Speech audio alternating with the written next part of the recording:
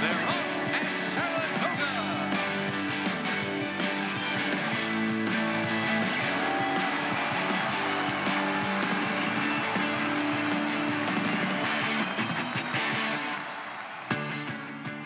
Next on Saratoga Live, the Chilean Triple Crown champion. She has never lost, 8 for 8 lifetime. Those wins by a combined near 50 lengths. She makes her U.S. debut for Chad Brown.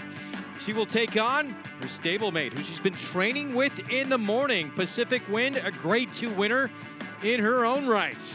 Also in the Grade 3 Shuvee for Todd Pletcher, Ivy Bell. Can she handle the first two-turn test of her career? We'll also look back on the 3-year-old division and Tenfold.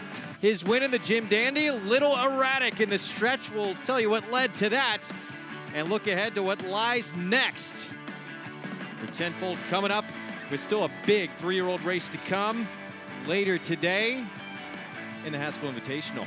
Welcome to Saratoga Live. It is presented by Claiborne Farm. 100 years of doing the usual unusually well. Another gorgeous day here in Saratoga Springs, and we have a tremendous card coming up as we close out the weekend action. You have joined us just in time for the start of the late pick 4 ahead. Good to have you with us on Fox Sports 2 and other regional networks across the country. We have some big news as well to report. And what the premier race of this meet, that Midsummer Derby, is starting to look like a little bit later on August 25th in the Travers. We'll come up with that a little bit later. Greg Wolf alongside former New York Met, LA Dodger, Paul LaDuca, and Wildcat Chad Brown is talking like this filly, with her U.S. debut coming up, could be the next great Chilean import. Yeah, like you said, Triple Crown winner. She's a filly that actually has a American and Kentucky pedigree, even though she was bred in Chile. Looking at Lucky out of a Cat Thief mare, Winter Cat, and she's 8 for 8 lifetime. Private purchase, obviously, in her St. Ledger. Last time the Grade 1, she crushed a group of 13 or 12 others, and that was on December 9th, and reportedly been working gangbusters in the morning. Looking forward to see how good she is. Chad Brown got her in his barn in March. She has been working since May the 6th. We'll see how good she truly is in that debut coming up. Bet with us from home with Naira Bets. Bet nationwide. And with a new member bonus, you'll get $200 in your account. Use the promo code Saratoga Live to take advantage. Go to nairabets.com for more information. Tremendous card today as we check in with New York Racing Association handicapper Andy Serling and Gabby Gaudet down by the paddock. Thanks so much, Greg. And Wildcat is a kind of cool horse. I mean, you have to sort of want to see what she can do against the competition here. You probably also watched her race in Chile last time. She got a good trip. She won easily, but the competition is a lot deeper. And a horse I know that you feel could be the controlling speed here. And you have to think the 7 Farrell, her only chance is to clear off the lead. Yeah, we'll see what maybe Ivy Bell has to say about that, as she is a filly that's stretching out to 2 turns for the first time in her career. But Farrell, she's got to go. That's the only way, in my opinion, that she can win. But on top of that, Andy, she was a filly that, if we remember, she scratched out of the Delaware Handicap. She was a filly that was pointing for that race. Obviously, it came up a little bit tough with a late making her way postward for there. So you just kind of get the feeling that Wayne Catalano is trying to get her out of the Grade 1, Grade 2 stakes company to try to give her a confidence booster. Well, she didn't find an easy spot today, and post 7 at Saratoga Mile at 2 turns, mile and 1/8 is tough. Now, she was good in that race, and Blue Prize a very nice runner, but she might be meeting some tougher horses here, and the rail horse in this race could cause her some trouble as well, the New York bred. So we'll see what happens with her. But I know Maggie Wolfendale wants to talk about Ivy Bell. Maggie, how's it going in the paddock? Things are going well here, Andy, as we do see the field for race number 7 trickling in. But for more on today's Shuvee, I want to talk about Ivy Bell. Not a horse that I necessarily like, but I thought it was interesting kind of reading up on what Todd Pletcher has said about his charge, and that this is more of an experiment, this 2-turn mile and 1/8 for her, because I don't think she's going to be the controlling speed here. Farrell, to run her best race, needs to go, and she's going to have to deal with the New York bred on her inside, as you were saying, Andy, and Frostwise. But Ivy Bell, she had a great trip for the first time stretching out to a distance beyond 7 furlongs last time out in the Ogden Phipps against Abel Tasman. She kind of clunked up for second. like I said, I don't think this is her day to shine. I think maybe the end game, as Todd Pletcher was saying, which is the ballerina going the 7/8, might actually be where we find Ivy Bell in the winner's circle. So today, it's all about experimenting, Greg. Yes, it is, and based on that experiment, we're going to see where some of these horses may wind up later on. Ivy Bell right now thinking Grade 1 ballerina, but if she runs lights out, that plan could change. Our races for this afternoon comprise the late pick 4 sequence. Race 7, entry-level allowance at 7 furlongs. The 8th race, 5.5 on the turf. Our feature, the Grade 3 Shuvee in that 9th at 1 mile and 1/8, and we'll close things out on the inner turf. New York breds in a $40,000 maiden claiming event at 1 mile and 1/16.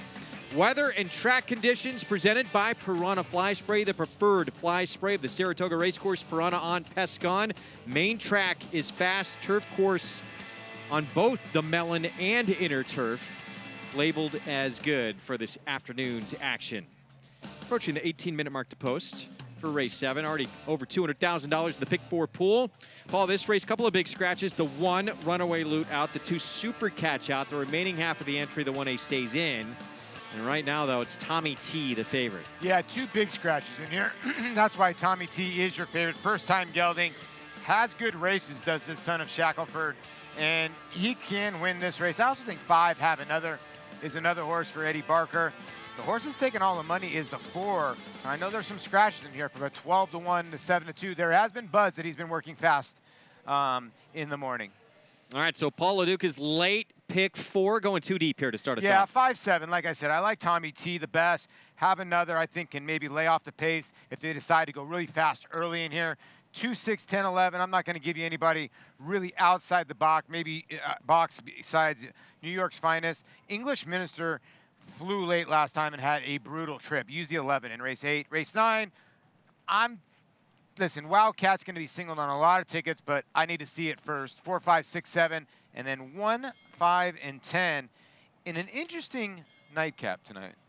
It's a fun card we have coming up, and we cannot wait to see how this Chilean bred translates to racing here in the U.S. You can use the Naira Bets app to hit a trifecta in the Shuvee Stakes today and earn a 10% winner's bonus. The app available in the App Store or for Android on NairaBets.com. 10% winner's bonus offered on a selected stakes race every day of the Saratoga meet. Go to NairaBets.com for the full schedule. We're going to take a break. Start of the late pick 4 coming up. When we return, we'll also take a look back at the graded stakes action. A dead heat in the Bowling Green.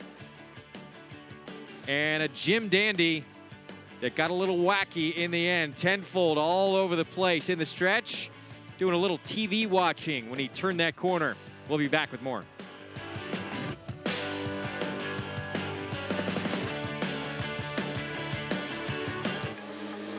Grade 1 winner Data Link by world-renowned sire Warfront.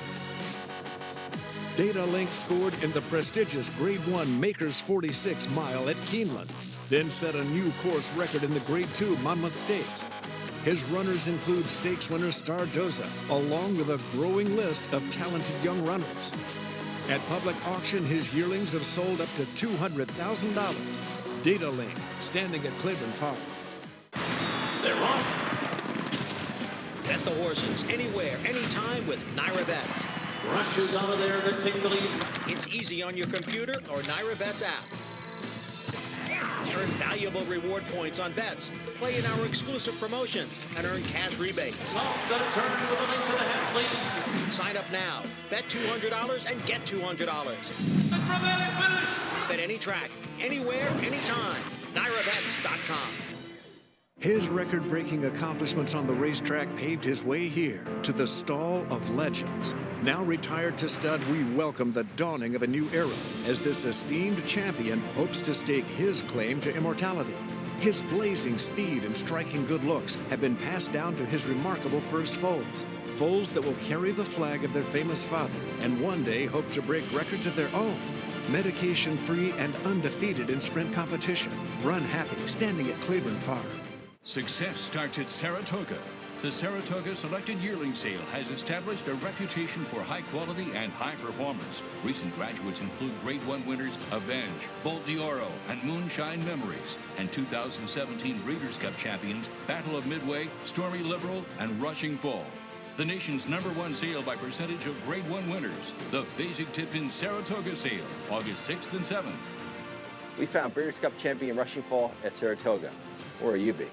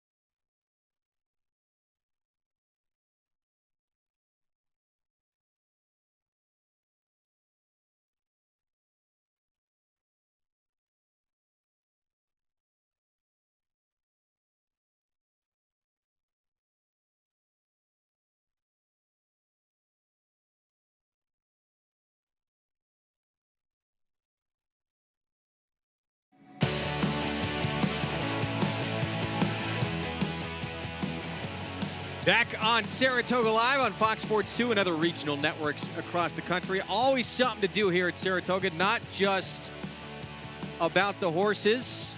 You could taste food and artisans of things exclusive to the state of New York. Yeah. That's been a focus here at Saratoga. Craft beers as well. Depends what the day is and what the theme is, but all kinds of great extra things to do here when you come to the spa. Yeah, everything organically grown, and want some dessert? We got that for you, blueberries, and they're all for sweet little faces like that. Ah, very, very cute. This is where you come to become a horse racing fan. You come here as a child, you're hooked for life, right? Yeah, they got a new section all the way down to the right, or not a new section, it's been there for a while, with carousels and stuff like that for the kids. It's a cute little area whenever you bring your family here to Saratoga. Time for a Paddock report. We're going to check in with Maggie Wolfendale. It is brought to you by Hillendale Farm, now standing Curlin for $150,000.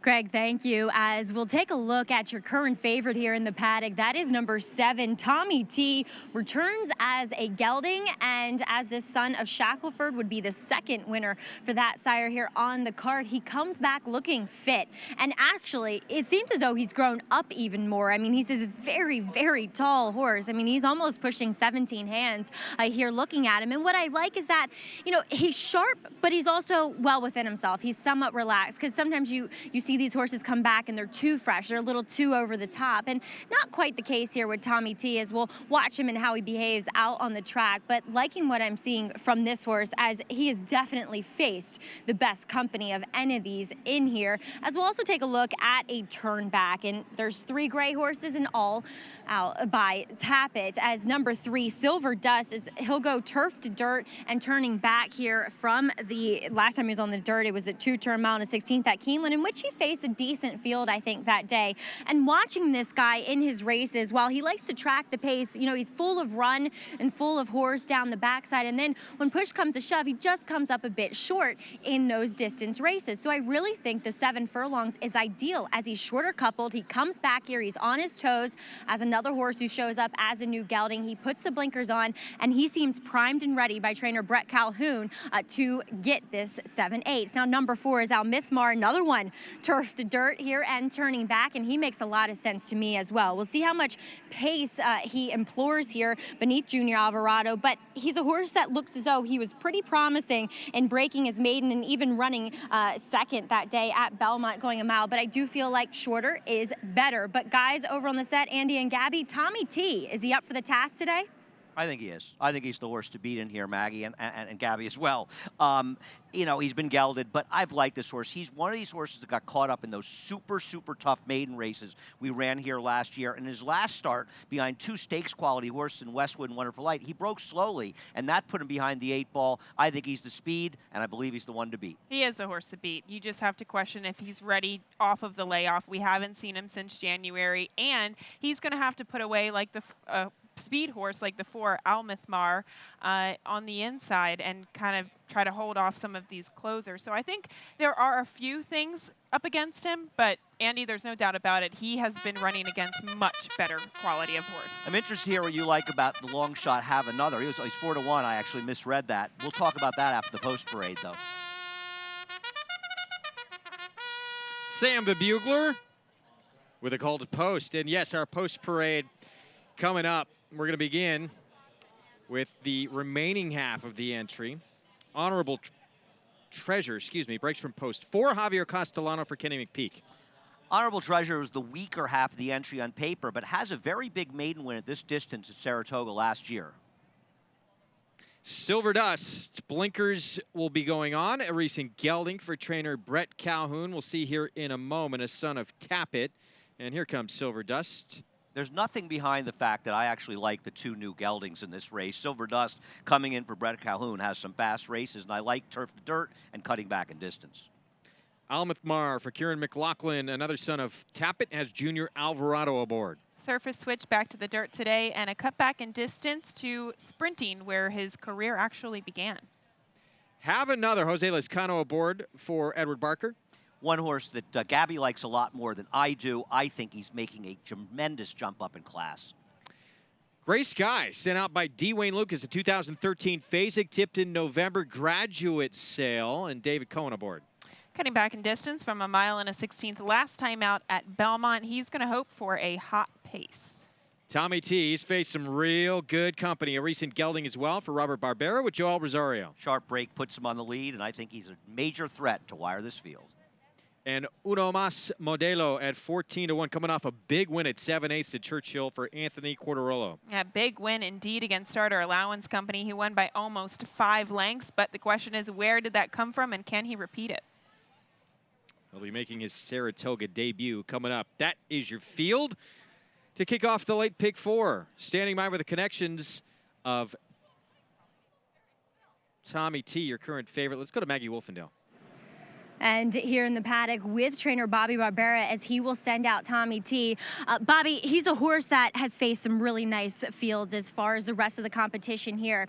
Talk about his time away from the races, comes back as a new gelding, and how he's been training into this effort. Well, I'm glad I gelded him a month or 2 ago, and he's been doing really good because he was a very, very tough horse to handle and to deal with.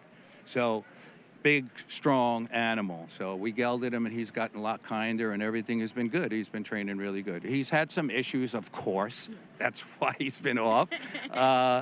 But right now, everything is good. Now, as far as the 7/8 coming back here, he looks to be the speed. Are you a little worried about that distance? Yes, I am, because the rain last week, I wanted to work him, but I got too much rain. I had to work him a few days before the race, and I really didn't want to. I was thinking about passing the race, but I think he's all right. He's a big, tough, strong horse, and he'll handle it. All right, Bobby. Well, best of luck. He's a fun horse. Thank you. All right. All right, Greg. Tommy T looks as though he might be ready to go. All right, Maggie, thank you. 2-1 on Tommy T. Westwood looked like he was becoming a real good sprinter. We saw him with a stakes victory, and that's who he faced last time out. And on a couple of occasions, he has beat Switzerland, who we saw in the stake the other day. Yeah, listen, I know Switzerland didn't perform, but this is a different ballgame. Now when you get to the 5, where Andy was talking about this horse a little earlier, and the reason why I like this horse a tiny bit, 2 things. 2 for 2 at the distance, likes the 7 furlongs. I know it's a step up in class. Eddie Barker usually has his horses ready, and I like a couple spins over the racetrack. You get Jose Lescano, and if there happens to be a speed duel, I think this horse can be the horse that maybe plugs along home. Well, he's 2 for 2 at the 7/8 distance as well. 4-1 on the board. We'll see if he can win his 3rd start in his last 4 tries here for Ed Barker. Coming up, we want to remind everybody you can play along without risking any of your own money. Get involved in this Saratoga Showdown contest. Free chance to win prizes like a 2019 Belmont Stakes ticket package, 50,000 Naira bets points. Got to get involved here. Go to naira.com/showdown and make your selections for the races that we have in our show, which comprise today's late Pick 4 sequence. The Pick 4 pool today, by the way, close to 350,000 plus and growing in that pool as we send it back downstairs to Andy and Gabby. Well, you and Paul seem to both like Have Another. I am not a fan. Feel like he's been running against inferior horses, the ones he's running against. I always like this horse. I just think this field may be too tough for him, Gabby. You clearly disagree. I don't disagree that it might be too tough for him. I do think that there are a lot of things to like. And going back to his last race, yes, he was the beaten favorite, but watching that race, he was slow to begin. He did not get out of the gate. Then he was wide. Then the pace held. And 6 furlongs is probably a touch too short for him. So today, I see the pace in this race differently than you. I think Almouth Mar has got to go, and I think Tommy T will hook up with him on the front end. I think it's going to be a contentious pace. And this horse is stretching back out to a distance that we know he likes. Okay. You know, we're going to disagree. Horse racing is all about disagreeing, and that's what makes the odds, and that's what makes the game go around. What do you think about Silver Dust? I mean, he's a horse that could benefit from some pace as well, turning back, getting back to the right surface, the dirt. Now, he's got to come into New York for trainer Brett Calhoun and strut his stuff in New York, which he's never done before. But he's got the credentials to do it, and I love the surface switch and cutback. I'm surprised you didn't land on this horse, given your affinity for I love Tommy T. I got mad love for Tommy. It was, believe me, it was a fight inside myself between the two of them. Yeah, he's an interesting horse coming back to the dirt, because if you look at his race 2 starts back, I thought he made an early move into a pace that collapsed, which also included Uncle Mojo, who came back here recently to run second at Saratoga. And watching those races, as Maggie alluded to, he kind of looks like he just gets a bit weary-legged. So I think the cutback in distance can only help him. And honestly, he probably has a little bit more natural speed than my pick, Have Another. Yeah, he probably does. I think it's fair. Well, your horse has no speed, so I might have more speed than your horse, actually. I doubt that. Almouth Mar is 7-2, the 4 horse. Almouth Mar just went to 4-1. I'm not saying he can't win, because obviously he's a 3-year-old. He could improve. He's getting back to the right surface.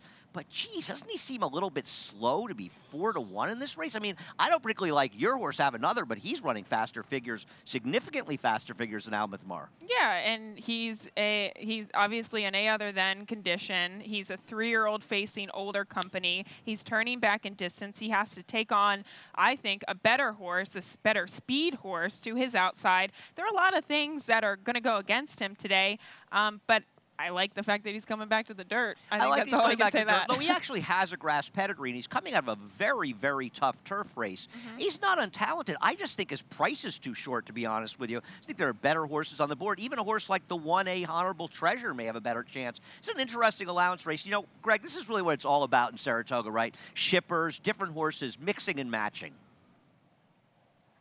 Betting race coming up. You know, getting back to Almouth Mar, the 4 for a moment, I'm a little worried.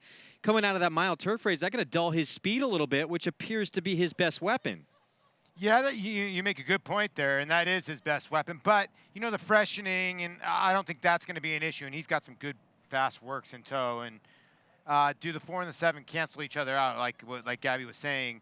I don't know. I do agree, though, that if Tommy T comes back to where he was or improves a little bit more, all these horses are in trouble.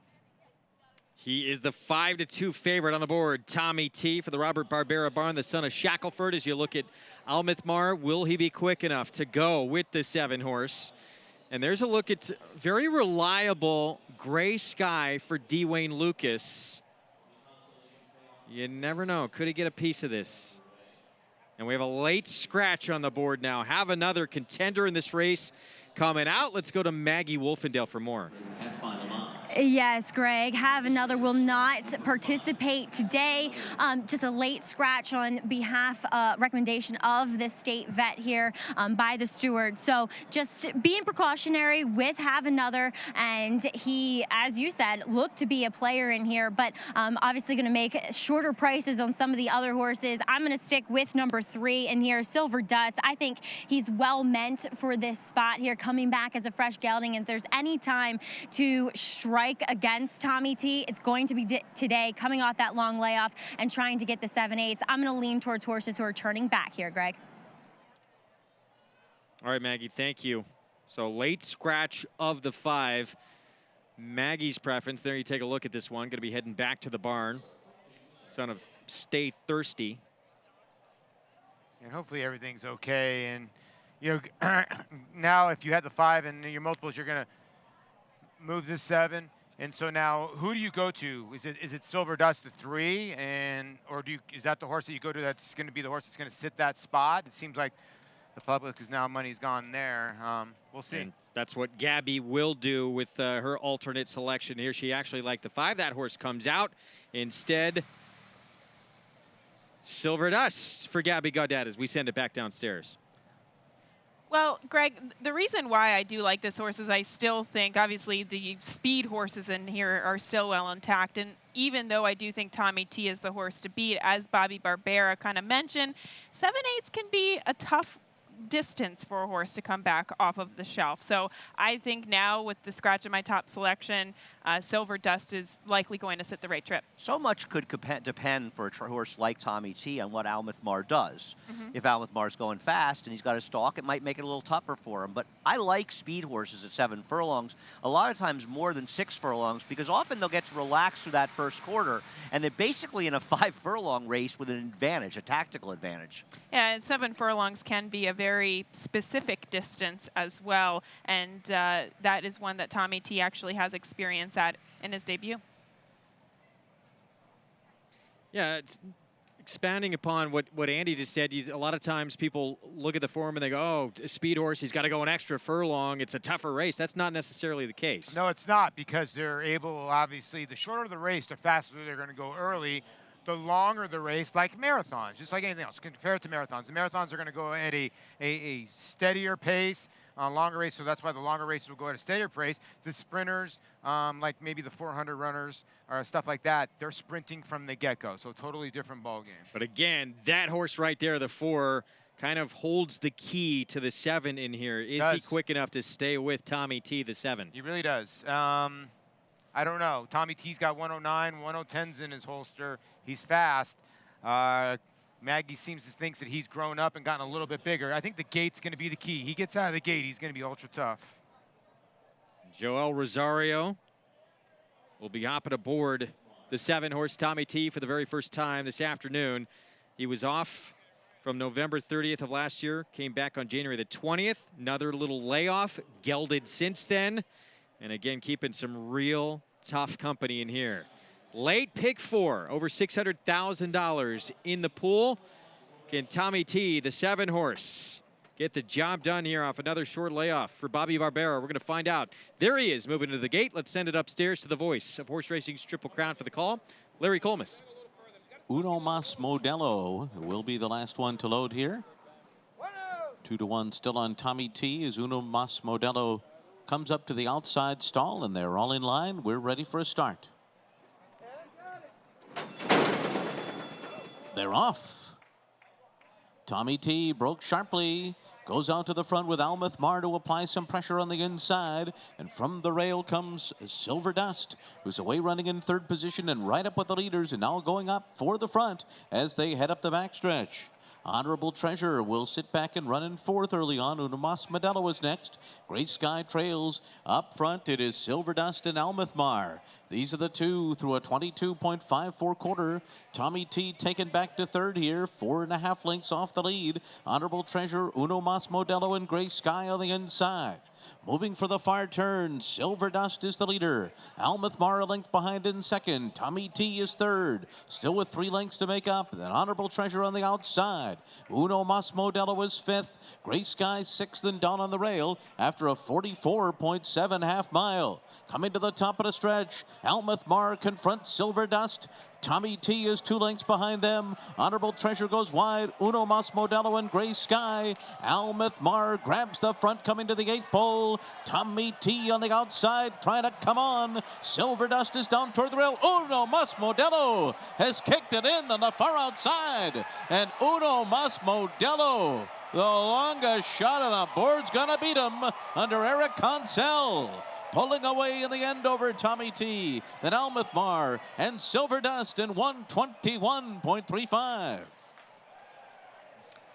Uno Mas Modelo coming off that monster effort at Churchill Downs, and it translates here to Saratoga. Yeah, Anthony Cordarolo and Eric Concel and Mr. Luch are going to pull off a giant upset. Joel Rosario very confident with Tommy T. What ends up happening here is he's going to go by, and when he sees the 8, he sort of switches to his wrong lead, and he just can't outfinish the 8. This was a fast pace. They were moving up front. Tommy T, no excuse. He ran well, but couldn't quite get it done as Uno Mas Modelo. And as you said, he improved, I think, off of that race at Churchill Downs. Good ride, good trip, and nice to see Luch getting in the Saratoga winner's circle. Yeah, this is a horse who hasn't been right? 7 furlongs in quite some time, but he picked up the pieces. He got a wicked pace to work with in front of him.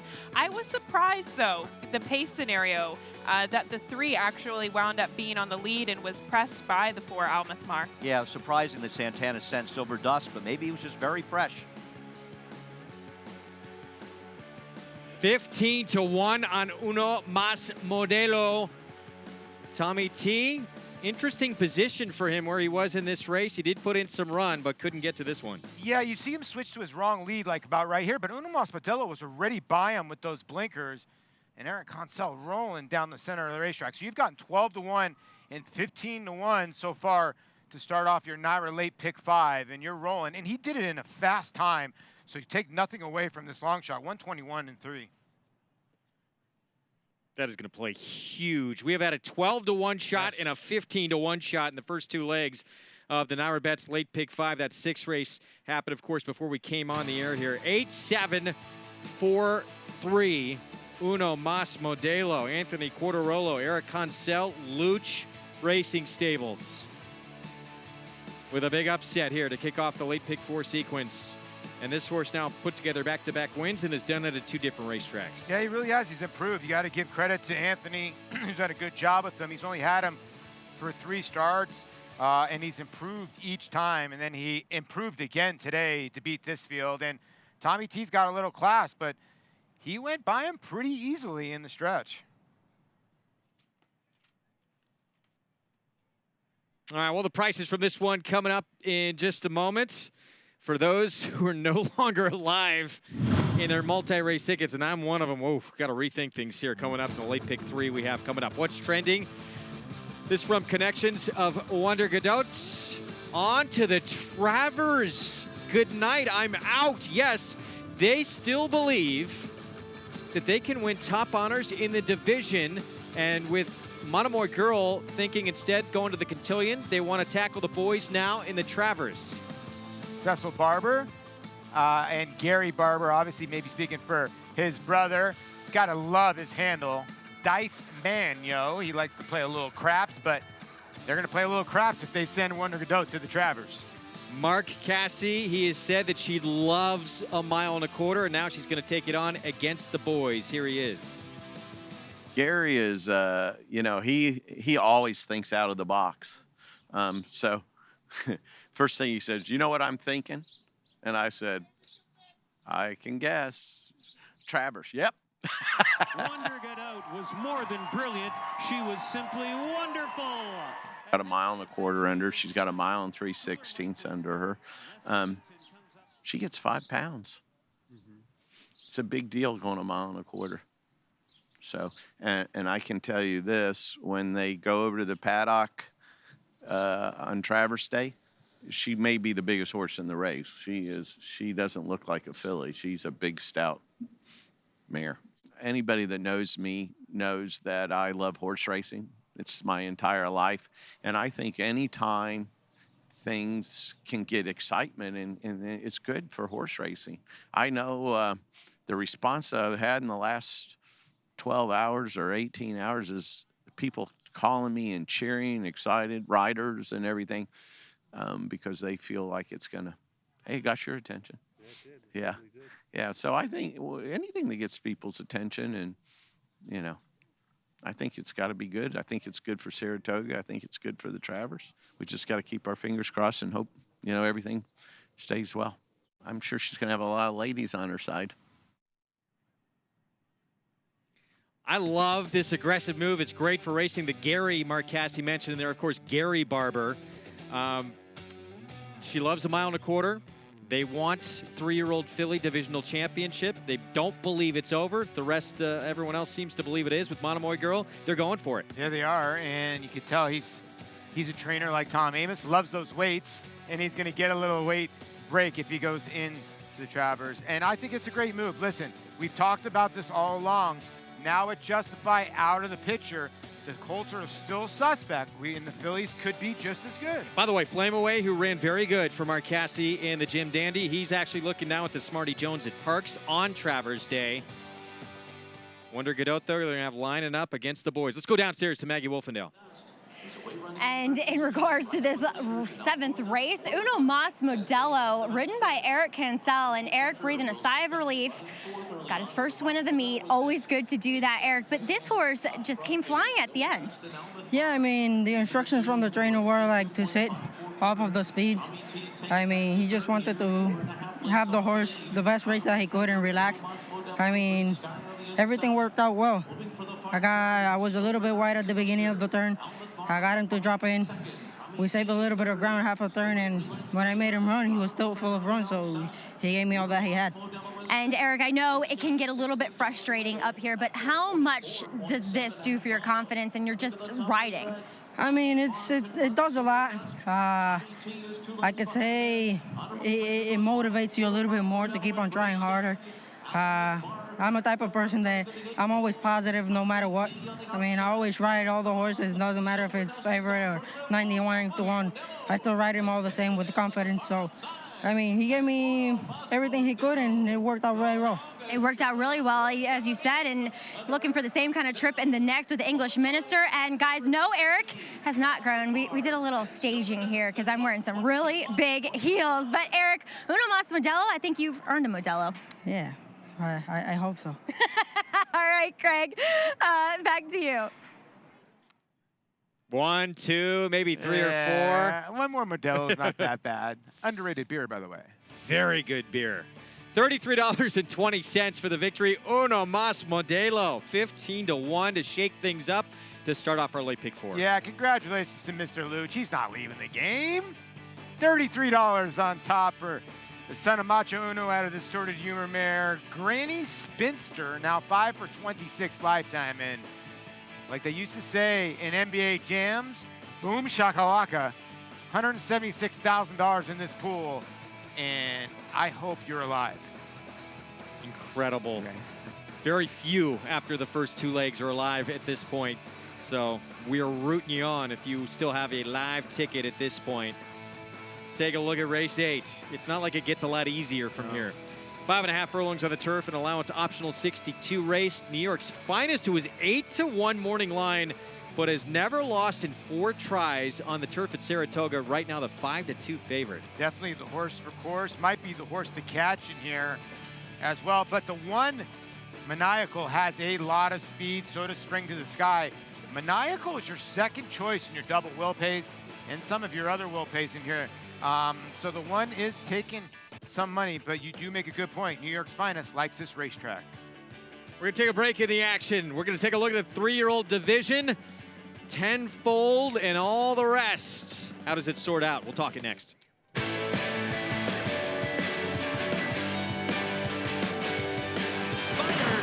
Turning for home in front. Post of New York on the outside. California Chrome in third. Shared Belief laboring back there in fifth. 1 furlong to run. Bayern, Post of New York. California Chrome on the outside. The 3 of them come to the wire. Bayern, Post of New York. California Chrome. Here's the finish. Bayern holds on.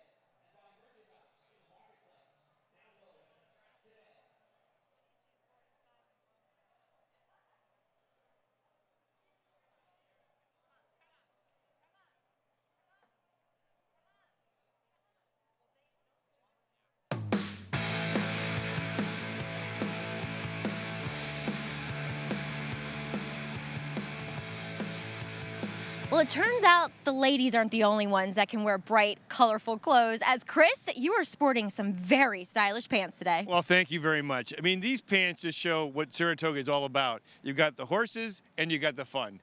And everybody here loves the horses and loves to have fun. And so that's why I wore the pants today, for that very reason. Chris, I think everybody should follow suit with you. Where can you get pants like this? Well, you have to contact my daughter since she gave them to me for Father's Day. I don't know exactly where they came from, but I just know I have a very thoughtful daughter.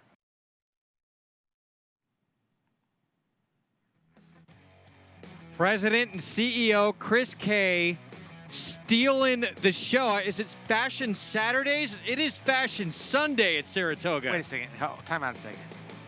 I want a pair of those pants. I want a pair of those pants. Those are actually really, really cool and stylish. They can go well with a lot of our, well, I'm wearing brown today, but we usually wearing blue up here. But I'm digging it. I'm digging those. I got to see where he got those from. We were going to say one of us is going to wear these. I think we both get a pair of these and we wear them next week. How about this?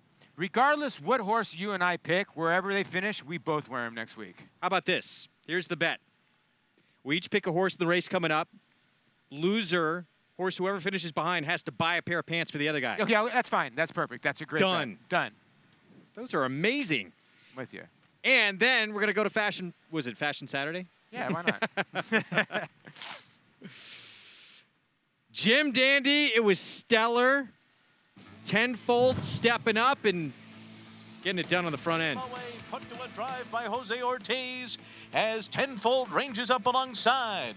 Re-Ride is trying to get involved too. Vino Rosso still well behind as they come to the final furlong, and Tenfold takes charge. Ricardo Santana Jr. and Tenfold have taken the lead, moving away from Flame Away. Vino Rosso kicking it in late. Tenfold is bearing out through the stretch, but Tenfold will win the Jim Dandy. So you see Tenfold drifting out a little bit. He was looking at that infield television. He couldn't take his eyes off it. Yeah, you can really see it. If you look at him up close, his right eyeball is definitely looking at the crowd. He's distracted a little bit, but he was still able to get the job done. So Tenfold wins the Jim Dandy. Let's hear from Steve Asmussen. Horse got away from the gates nice and clean, got into a nice rhythm, and obviously concerning about how he ducked out late. Need to figure out exactly why and try to eliminate that going forward. And obviously we're hoping to go to the Travers with him from here. So this is actually, as we take a look at an eventful week for three-year-olds, and it certainly has been, that's the trip they actually wanted with Tenfold in the Belmont, but Restoring Hope kind of threw a wrench in their plans. Yeah, and Ricardo Santana did such a good job of getting him out of the gate and getting him in position to use his early speed and then finish the race. And there you see the week that's transpired, and we still got one race today, and that's going to answer a lot of questions. And Vino Rosso's trip reminded me a little bit about this. That horse couldn't get over the track, it seemed like. Then came. He reminded me a little bit of Zenyatta in the Breeders' Cup Classic on dirt. Yeah, he seemed disinterested on the backside, right? And I kept looking at him going, wow, he's not even going to run in the top three. Next thing you know, he's just missed second place. Three-year-old picture, will it get any clearer this afternoon? It certainly could. The two-year-old champ returns about a 3.5-hour drive away in Oceanport, New Jersey at Monmouth Park with the Haskell Invitational. Our colleague Tom Amos will be there as well with Lone Sailor, who ran a very big effort last time out, but it's Good Magic's race to lose. It really is Good Magic's race to lose. He's to me, the best three-year-old since Justify has gone away. Bravazzo, maybe it's his turn. He finally gets a break, and Dwayne Lucas is very high on him. And then Core Beliefs, who beat Lone Sailor last time out, they seem like the other two. Goes off at 5:45 Eastern time in Oceanport, New Jersey. Looking very forward to see what happens in that. Of course, we will let you know when that race becomes official and get a chance to try and show that to you in the 6 o'clock hour. We're going to do some jock talk with John Velazquez, the all-time leading rider at Saratoga, when we come back.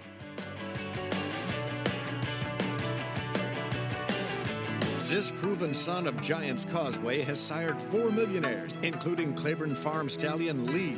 Recent top runners include 4-time graded stakes winner Miss Sky Warrior, 3-time graded stakes winner Sharp Samurai, multiple stakes winner Bal Harbor, and Dubai Group 3 winner Shamal Nibras. Last year, his 2-year-olds sold up to $540,000, while his yearlings fetched up to a whopping $575,000. First Samurai, standing at Claiborne Farm.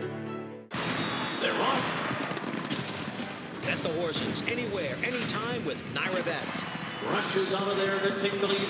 It's easy on your computer or NyraBets app. Earn valuable reward points on bets. Play in our exclusive promotions and earn cash rebates. Sign up now. Bet $200 and get $200. Bet any track, anywhere, anytime. NyraBets.com.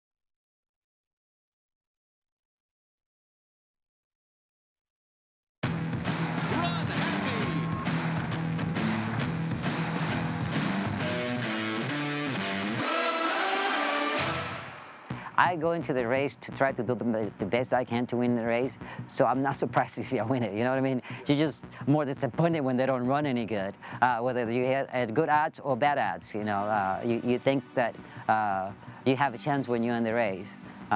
So I look at it that way, you know. I want to go in to win the race, and to say it's a favorable moment or a surprise moment, no, I want to win every time. Well, before I wanted to be a jockey, I always was interested in finance. You know, anything with finance, an accountant, or anything that interests me with numbers and stuff like that. That's what I always looked up into. And I don't know, I went into the business of horse racing. I don't have it very heavy. I don't do very much. The time that I have off, I try to spend it with the kids the best I can. And in the time that I do have off, I read, and I try to educate myself. And I think that's my habit, educating myself and learning new things. You know, I've been reading a book for Warren Buffett. So it's a very recent book that I haven't finished, by the way. But you know, I'm still on that book and learning new things.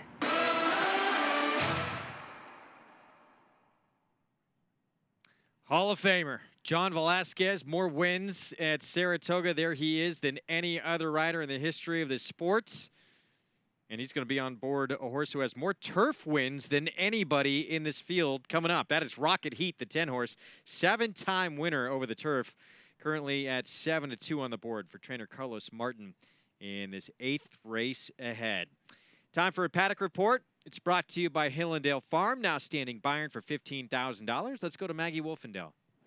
And Greg, taking a considerable amount of money early on in the wagering is number 6 in here, New York's finest. I mean, maybe it's the 4-for-4 record here at Saratoga / 5-for-5 record at this distance. But the fact of the matter is that this horse is facing a world of different horses this time around, as he does come in off the back of a win at Monmouth Park. But I mean, it seems as though Saratoga agrees with him. It does get him riled up. He's on his toes here once again, as he typically is, but we'll see. I mean, I can't fault him here in the paddock, but I just think he's facing much classier, confirmed kind of tried and true turf sprinters, and one of them is number 10, Rocket Heat, who is one of the other speed horses in here for trainer Carlos Martin, and he is on go. I mean, I feel bad for this groom here. His hand must be raw, because Rocket Heat is pulling and pulling and has pulled since he walked in here, and he just looks like an out-and-out turf sprinter. You want to talk about a big hind end on him,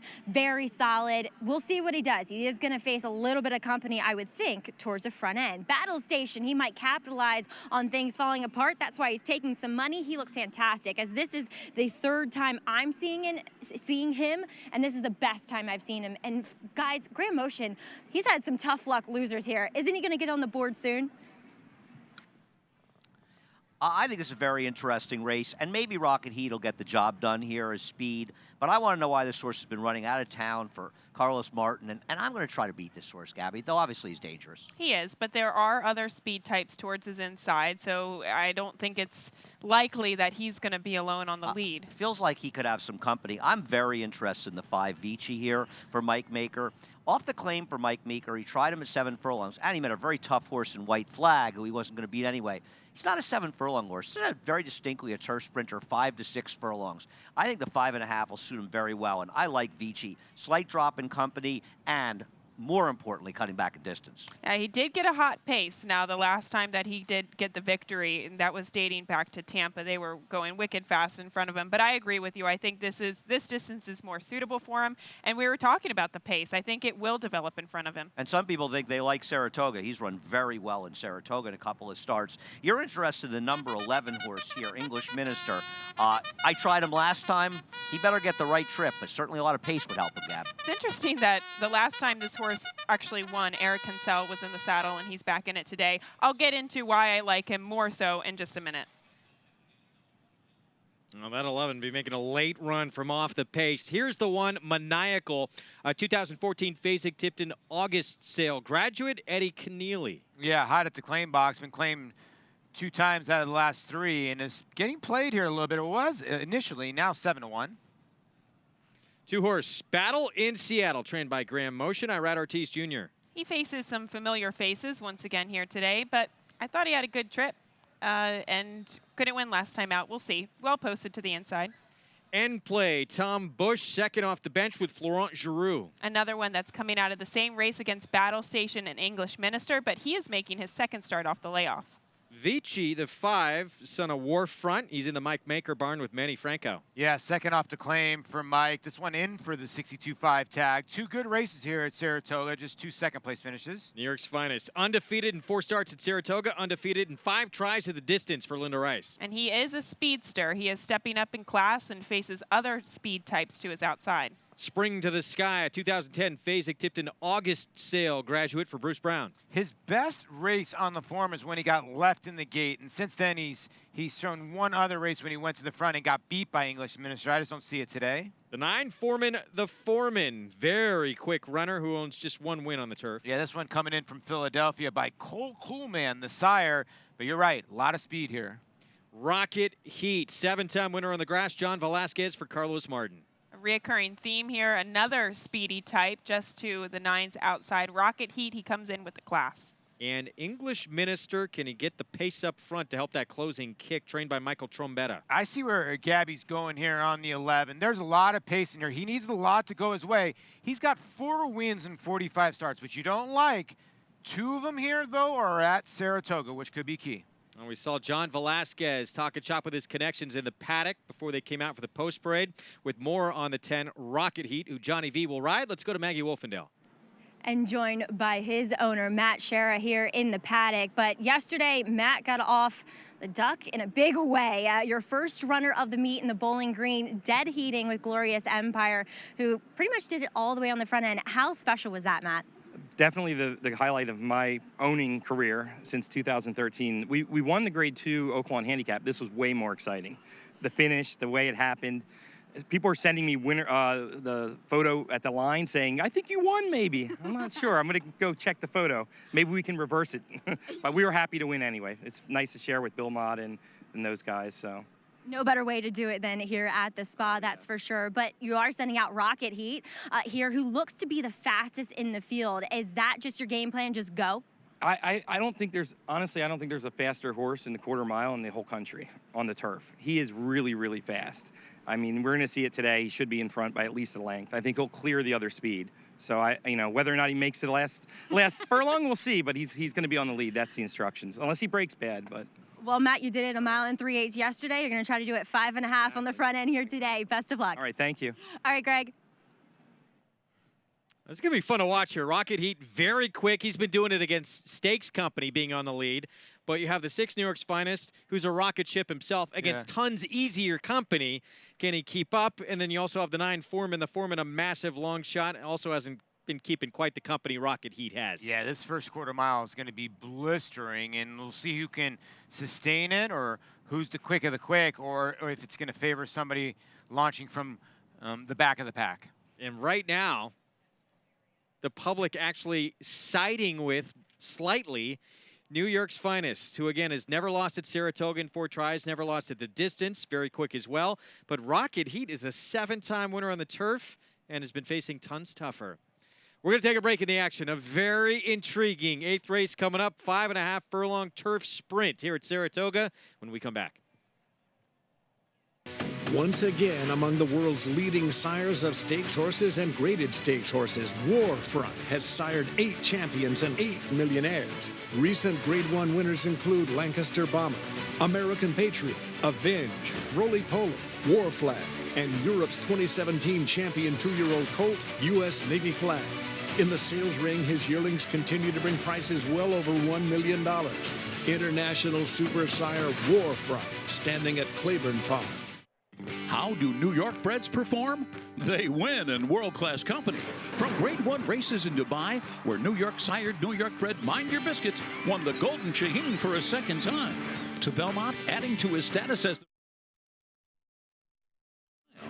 the Belmont Festival saw 2 more New York breds become millionaires. 4-star Crook in the New York Stakes and world record setter Disco Partner with a repeat victory in the Jaipur. New York breds, get with the program.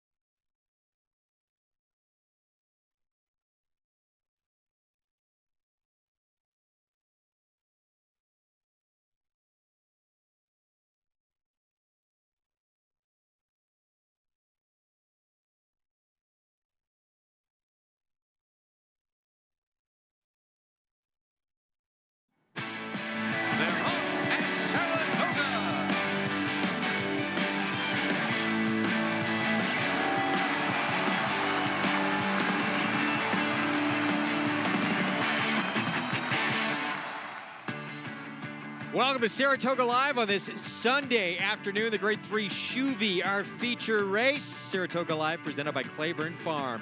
100 years of doing the usual, unusually well. Tremendous crowd on hand, great weather for our Sunday action.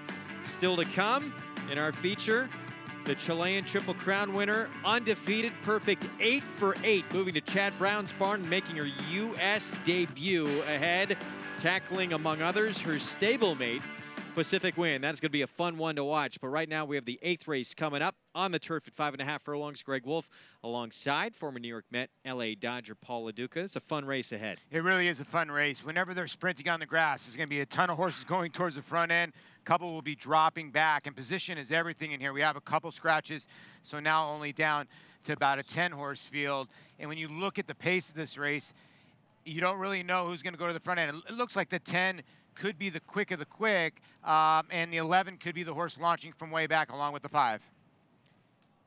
All right, we'll get back to your selection in a moment. Let's send it downstairs to the paddock with Andy Serling and Gabby Gaudet. Thanks, Greg. Gabby, I know you're interested in talking about the 11 in here, a horse, English Minister, who will need a lot of pace to get it done. And I hope he gets that for sure. I mean, just going back to his last race where he faced some similar contenders in which he faces today, I thought he broke a touch slow, which is nothing new for him. He usually does that, but he was very, very wide. And honestly, Andy, I thought he could have even won that race. I thought he ran the best race of them all. I bet him, so I definitely thought he ran the best race, and I agree. He didn't. If he had been able to save ground at any point, he probably would have won. We'll see if he gets the pace, and he's a horse that can make a big run at the end. Horse I'm interested a little bit out of that race is actually End Play. End Play is second off a long layoff. He was coming off an 8-month layoff in that race, and he didn't run that well. He didn't have a particularly tough trip or anything. He didn't have any finish excuses with the others in there, but I think his excuse was coming off the 8-month layoff. And this horse has consistently run figures that are fast enough in the past to get it done here. So perhaps he's a horse that's second off a layoff that could run a lot better today. And I thought End Play was an interesting one, at least to throw in. I think one of the reasons there's some value on this board, New York's Finest, the 6, Gabby, they're betting for Linda Rice in here. I know that he's a nice turf sprinter. Linda's terrific. Man, this is a tougher field than he met down at Monmouth by a mile, and he's got to face pace pressure. Yeah, there's no doubt about it. And I think he's got to not only face pace pressure, but face pace pressure from a better horse in Rocket Heat.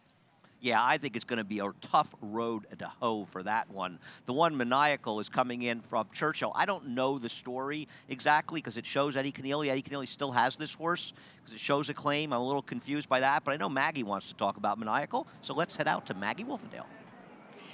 Yes, Andy, it looks as though Maniacal was a repurchase by trainer Eddie Keneally for these owners with Maniacal, as he's a horse that the last time I had seen him here in New York, I didn't like him much whatsoever. Going back to his race in Belmont, in which he was bad. But on form, it seems as though he's turned his life around, and it's evident in his physicality. This horse looks phenomenal. I know he's a bit of a long shot in here. He's kind of up against it from that inside post. We'll see what he does, but it looked as though Eddie wanted to keep him in his barn. Number 5 is Vici, who is another one that looks great, has kind of rounded back into that good physical form, and he does like it here at Saratoga with those 2 short losses over this course to some pretty decent horses in Partly Mocha and Commend. Greg, they're heading into the gate. All right, Maggie, thank you very much. So loading up, earlier on the show, we saw those tremendous pants from NYRA President and CEO Chris Case. Who's your pick in the race? Well, we can't pick the favorite, right? Right, we'll throw out the favorite. Okay, so my pick was on the 10. I'll take the 11. How about that? I'll take the 1 Maniacal. So whoever's horse finishes behind the other has to buy the pants for the other. Okay, sounds good. Here we go, race 8. Let's send it upstairs to Larry Colmus for the call. Very competitive turf sprint. The 10 Rocket Heat, the one to beat. And 1 left to load here. English Minister coming up to the outside stall, steps forward and in. They're all in line.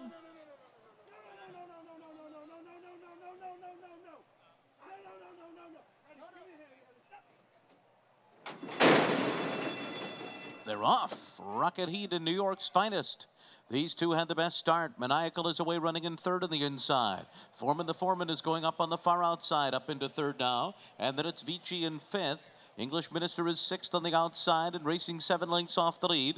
Just ahead of Battle in Seattle. End Play to the inside and Spring to the Sky. Rocket Heat on top through a quarter and 22.11. On top in the clear now, 2.5. Foreman the Foreman is running in 2nd. New York's Finest is 3rd on the inside. Vici follows in 4th. Then it's Maniacal 5th, a good 5.5 lengths off the lead. English Minister passed by Spring to the Sky. Battle in Seattle's on the inside and End Play. Rocket Heat turns for home with a 4-length lead on Foreman the Foreman. New York's Finest is next. Then Vici to the outside. Down the center, Spring to the Sky is next. And then comes Maniacal. Rocket Heat still full of run here. Coming down to the 16th pole. And John Velazquez and Rocket Heat have made it look easy. They're going to win going away. A Spring to the Sky got second at a big price. And then came Vici, followed by English Minister and End Play in 103.9. We thought there'd be an interesting pace battle up front, but we heard from the owner, Matthew Scherer, Rocket Heat, this horse is way too quick for this field. And how do you win by that many lengths in a 5.5 furlong turf sprint? That was impressive. Yeah, it really was. This was an extremely impressive win and a great weekend for owner Matt Scherer after dead heating the stake yesterday. And when you consider the final time of 103.9, shows how much give there is in the ground. So that 22.11 on a firm turf course, Gabby, that might have been 21.5. Yeah, Matt was completely right. Maybe there is no horse, at least on the East Coast, that could run with this horse early. This was an impressive race for him. He came in with the class, he came in with the speed, and he showed it today. Yeah, he did. He really did. Wow, that was blistering speed. When he broke out of the gate, you knew that the sixes race was over. You knew a lot of races, horses' races were over, besides the closers. And who were the three closers in the race? We talked about Spring to the Sky. Might be a better horse off the pace. Vici, and who ended up running fourth? The horse that I like, the 11, a little bit, Closer. So Rocket Heat put everybody to bed besides the three horses that made up ground. Even makes it that much more impressive, and no one able to keep him company at all early on in this race. He was just a rocket ship out of the gate and got things his own way in the front end. It's nice to see the old pro Spring to the Sky getting second there. He's been around a long time. And I think Paul's right, actually. It's funny. One of the best races he ever ran, he got dead left in a race, and he circled the field. And even though he's a horse that's had speed in the past, he does seem to run well coming from behind. He does, right? Sometimes you find a new niche like that. When he got left, he ran third. Then they kept using him. Again today, he broke a little flat-footed. He made a monster move, and he made up a ton of ground. Maybe this 9-year-old, he's 9 now. He finally found his running style, yeah. Carlos Martin, there he is. Kisses all around because he's headed to the winner's circle here at Saratoga. Rocket Heat, 8-time winner now on the turf. Wow. We talked about it going in. Who had more wins than anybody on the grass in this field and had been facing the toughest company? It was this horse, the 10. Well, you know, it's a heady claim. Listen, Mark Glatt took this horse from Van Belvoir at Del Mar in 2017 and then won a race down the hill, and they were able to purchase the horse and bring the horse all the way here to New York, and he is taken to the turf here. So 5-2 favorite gets the job done here in race 8. Up next, the grade 3 Shuvee and the Chilean Triple Crown winner, making her States debut. Perfect 8 for 8 in her career, and really has never even been challenged in those 8 performances. How good could she be? Coming here to the U.S., we're going to find out shortly with the debut ahead with a grade 3 Shuvee. Rocket Heat, impressive as could be in race 8 here, spurting away from this field and rolling to victory for the 8th time on the turf in his career. We're going to take a break in the action. We'll be back, more Saratoga Live on Fox Sports 2, coming up right after this. They're on. Bet the horses anywhere, anytime with Naira Bets. Rushes out of there to take the lead. It's easy on your computer or Naira Bets app. Earn valuable reward points on bets. Play in our exclusive promotions and earn cash rebates. Sign up now. Bet $200 and get $200. Bet any track, anywhere, anytime. NairaBets.com. Kentucky Derby winner Orb was the leading freshman sales sire of weanlings, yearlings, and 2-year-olds. On the track, his runners have scored on both dirt and turf, including Orbelution, stakes performer Scrapper, and TDN Rising Star Explorer. In the sales ring, his progeny continue to sell well beyond his stud fee, including the $1 million co-sale topper at Saratoga. Classic winner, classic pedigree, classic results. Orb, standing at Claiborne Farm. Success starts at Saratoga. The Saratoga Selected Yearling Sale has established a reputation for high quality and high performance. Recent graduates include Grade 1 winners Avenge, Bolt d'Oro, and Moonshine Memories, and 2017 Breeders' Cup champions Battle of Midway, Stormy Liberal, and Rushing Full. The nation's #1 sale by percentage of Grade 1 winners. The Fasig-Tipton Saratoga sale, August 6th and 7th. We found Breeders' Cup champion rushing fall at Saratoga. Where will you be?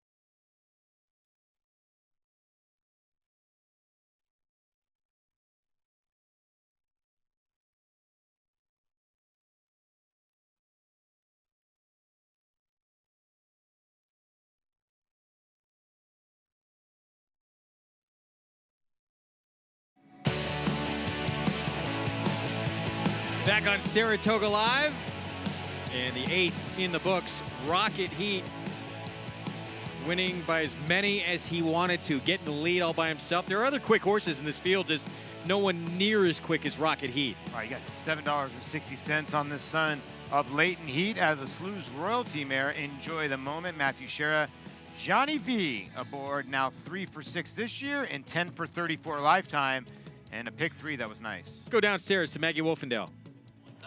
And here with winning trainer Carlos Martin and Carlos Rocket Heat, a horse that just has immense early speed, and he cleared off from this field very impressively today. Yeah, he's been a great horse for us. Dr. Ryan and Finn Green from Empire Thoroughbreds, and Matt found the horse in California, and he's been a real fun horse. Unfortunately, you know, you try to win a race at Saratoga, you can get a little cheeky, and we lost him today, but he's had a good run for us, 4 starts.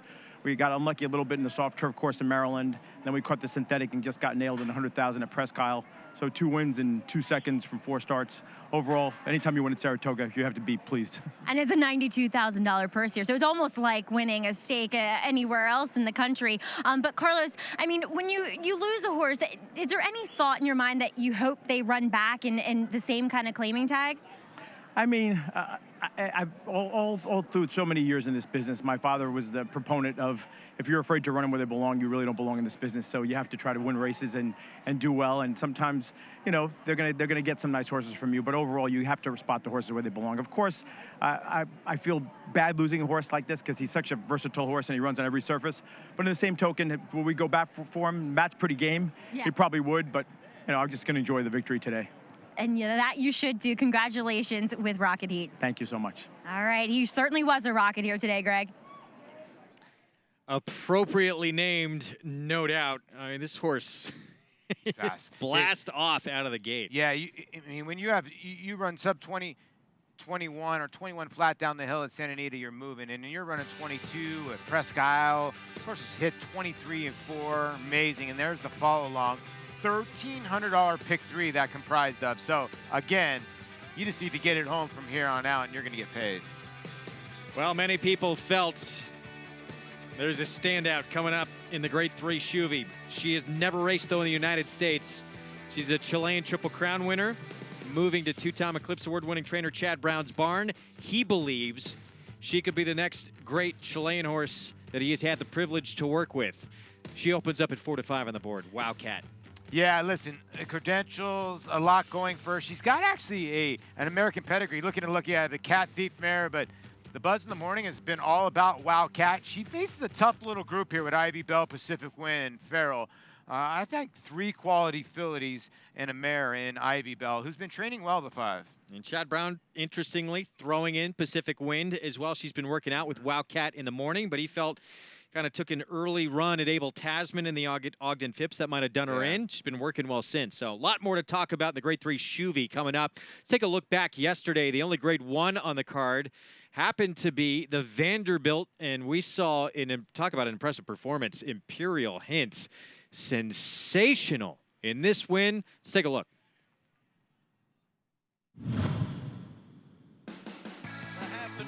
44.39 seconds, and Imperial Hint has taken the lead. And under a hand ride, he takes off. He takes off by 5. Javier Castellano has not even asked him to go at all. Oh, what a performance here. Imperial Hint destroys his competition in the Vanderbilt. Dominating performance. Javier Castellano, you can see, completely wrapped up. He said he felt he could have won this race by 10 lengths or more if he wanted to. Yeah, it's just one of the more impressive efforts, if not the best effort we've seen at the meet, guys. And it left his trainer speechless. Oh, this was an extremely impressive performance. I mean, one for fun. Now, let's be honest. The competition, as he goes on through the year, is going to get much tougher. There really weren't horses of his caliber in this race, but Gabby, you can't win a race more easily than this horse. And I love how he has so much speed, but he also has a very versatile running style. By no means does he have to have the lead. He can be positioned anywhere and still be successful, as we saw yesterday in the Vanderbilt. And I thought it was also a very special win for Luis Carvajal, who has a small outfit at Parks, and it was just so good to see him get, which I believe was his first Grade 1 victory. No, it's great to see. It's great to see in Saratoga smaller outfits doing well, and this is a horse, they move him all around the country, and he runs well everywhere he goes, and he's a horse that you have to root for. And you talk about his tractability. I think they really learned last time he can be very comfortable rating. He was inside of horses. He didn't mind taking some dirt. Now, obviously, he was able to get out in the clear in this race, so it's an easier trip. But the fact that he can rate, and he's very tractable, he has speed, he can rate, makes him a very tough horse going forward. And I think Roy H. was kind of a no-show out in California. So that sprint division's open. And I'll tell you something, could be open to some 3-year-olds as well, considering the performance we saw from Promises Fulfilled again the Amsterdam. So the sprint division, kind of exciting, guys. Very, very exciting. You make the argument off that performance with Roy H. not showing up. This is the new leader of the division, and yeah, it was the first Grade 1 win for Louis Carvajal Jr. and for his owner as well. So congratulations for the two of them, and to break through and get your first Grade 1 in a race like that, Grade 1 at Saratoga, very special. Yeah, very special. And for a horse that, listen, by Imperialism out of a La Hint mare, there wasn't a ton of expectations. You got to love horses like this. 11 for 17 lifetime. Pretty cool horse. We had all kinds of stakes action and drama as well in the marathon on the turf in the Grade 2 Bowling Green. In the end, you could not separate two horses. Let's take a look at what happened in the Grade 2 Bowling Green. Glorious Empire still in front. Glorious Empire has opened up a 4-length lead. Channel Maker up into second. High Happy gives way. Then Sadler's Joy coming to the final 16th. Can Glorious Empire hold on? Channel Maker's trying to run him down. Sadler's Joy is third. Bigger picture on the outside. They're coming down to the wire. Here comes Channel Maker. Here comes Channel Maker, and it's very close. Channel Maker and Glorious Empire right together on the wire. Now, Julian Leperoux and Glorious Empire trying to walk the dog there on the front end. Winds up a dead heat with Channel Maker.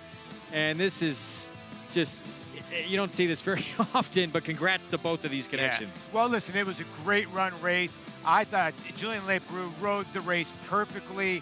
I thought Joel Rosario rode the race perfectly and ended up in a tie. And poor Sadler's Joy always looks like he's always right in the middle, and he's always just late to the party. But what a race we saw yesterday, guys. Yeah, you know, it's funny watching that race right after seeing Rocket Heat win with Matthew Scherer's Silks. I thought we were seeing a repeat of the sprint we just saw with Rocket Heat coming the stretch. And Channel Maker, I mean, ran very well to run him down. A little bit rank. I was talking to Bill Mott on the way out yesterday, but I'll tell you, the long shot did all the dirty work, Abby, at the front end. He did, and I was actually standing next to Chucky Lawrence, the trainer of Glorious Empire, in the box seats, and he celebrated. He thought he had won the race, and then when he watched the replay again, he said, oh, I'm not so sure. So it was just a really interesting moment for him. And it's kind of cool. You mentioned Chuck Lawrence, Louis Carvajal, so we're seeing people that you're not the names you normally hear in the big stakes at Saratoga, and I hope it encourages people to come and take shots in our races, because you don't have to be from the biggest barns to compete in our our biggest races. Very good point. Seeing small outfits come in here and get wins on horse racing's biggest stage. As for Bill Mott, certainly would have loved just a couple extra inches to be all alone in the winner's circle, but he'll take it. You know, he made a very good run. He had a nice trip. He was able to wheel him out and get a clear run through the stretch. And he, you know, I thought, you know, watching the race, you know, as they approached the 8th pole, I thought his momentum might carry him past that horse on the lead, but the horse on the lead opened up you know, about 6 lengths, 5-6 lengths turning for home, so he was a little hard to run down. We got, you know, I guess we got there, but not really got. We couldn't get past. Joel did a great job with him. He is a challenge, you know, for any rider, and maybe not the most enjoyable horse to ride. He's run like that. If you take too much hold of him, I mean, he gets his head up, and if you start riding him a little too hard, he gets his head up. So, you know, he's got talent, and so we deal with it. And his next start could possibly be the Sword Dancer if he gets an invitation. So, you know, that's certainly a possibility for him. I mean, he's actually quite a versatile horse because he runs a mile very well, and he'll run a mile in 3/8. So he's an interesting horse because there's a lot of different things you can do with him. Good to have options in a dead heat in the Grade 2 Bowling Green on Saturday. Still going to talk about what happened in the 3-year-old division. We still have the Haskell later on this afternoon across town, which we will let you know what happens, but still some great action ahead. In the Grade 3 Shuvee Wildcat, the Chilean Triple Crown winner, making her state's debut to come. You can play that race and all the races we show you here on Saratoga Live by getting signed up and started. Playing with Naira Bets, $200 new member sign-up bonus. Use the promo code Saratoga Live to take advantage and bet any track, anywhere, anytime. Go to NairaBets.com or download the Naira Bets app. Wildcat, the state's debut ahead, 8 for 8 in her career, including the Triple Crown in Chile. Back in 1969, the Alabama Shuvee rolling to victory.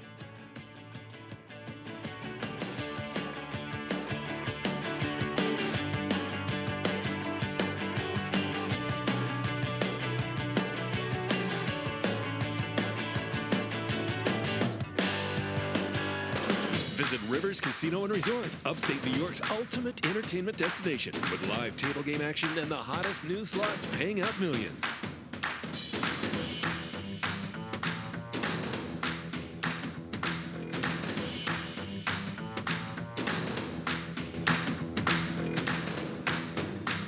Book your luxury waterfront room or suite at upstate New York's premier resort, the Landing Hotel at Rivers Casino and Resort.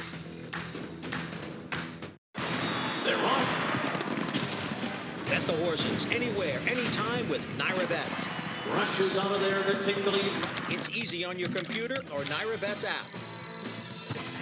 Earn valuable reward points on bets. Play in our exclusive promotions and earn cash rebates. Sign up now. Bet $200 and get $200. Bet any track, anywhere, anytime. NairaBets.com.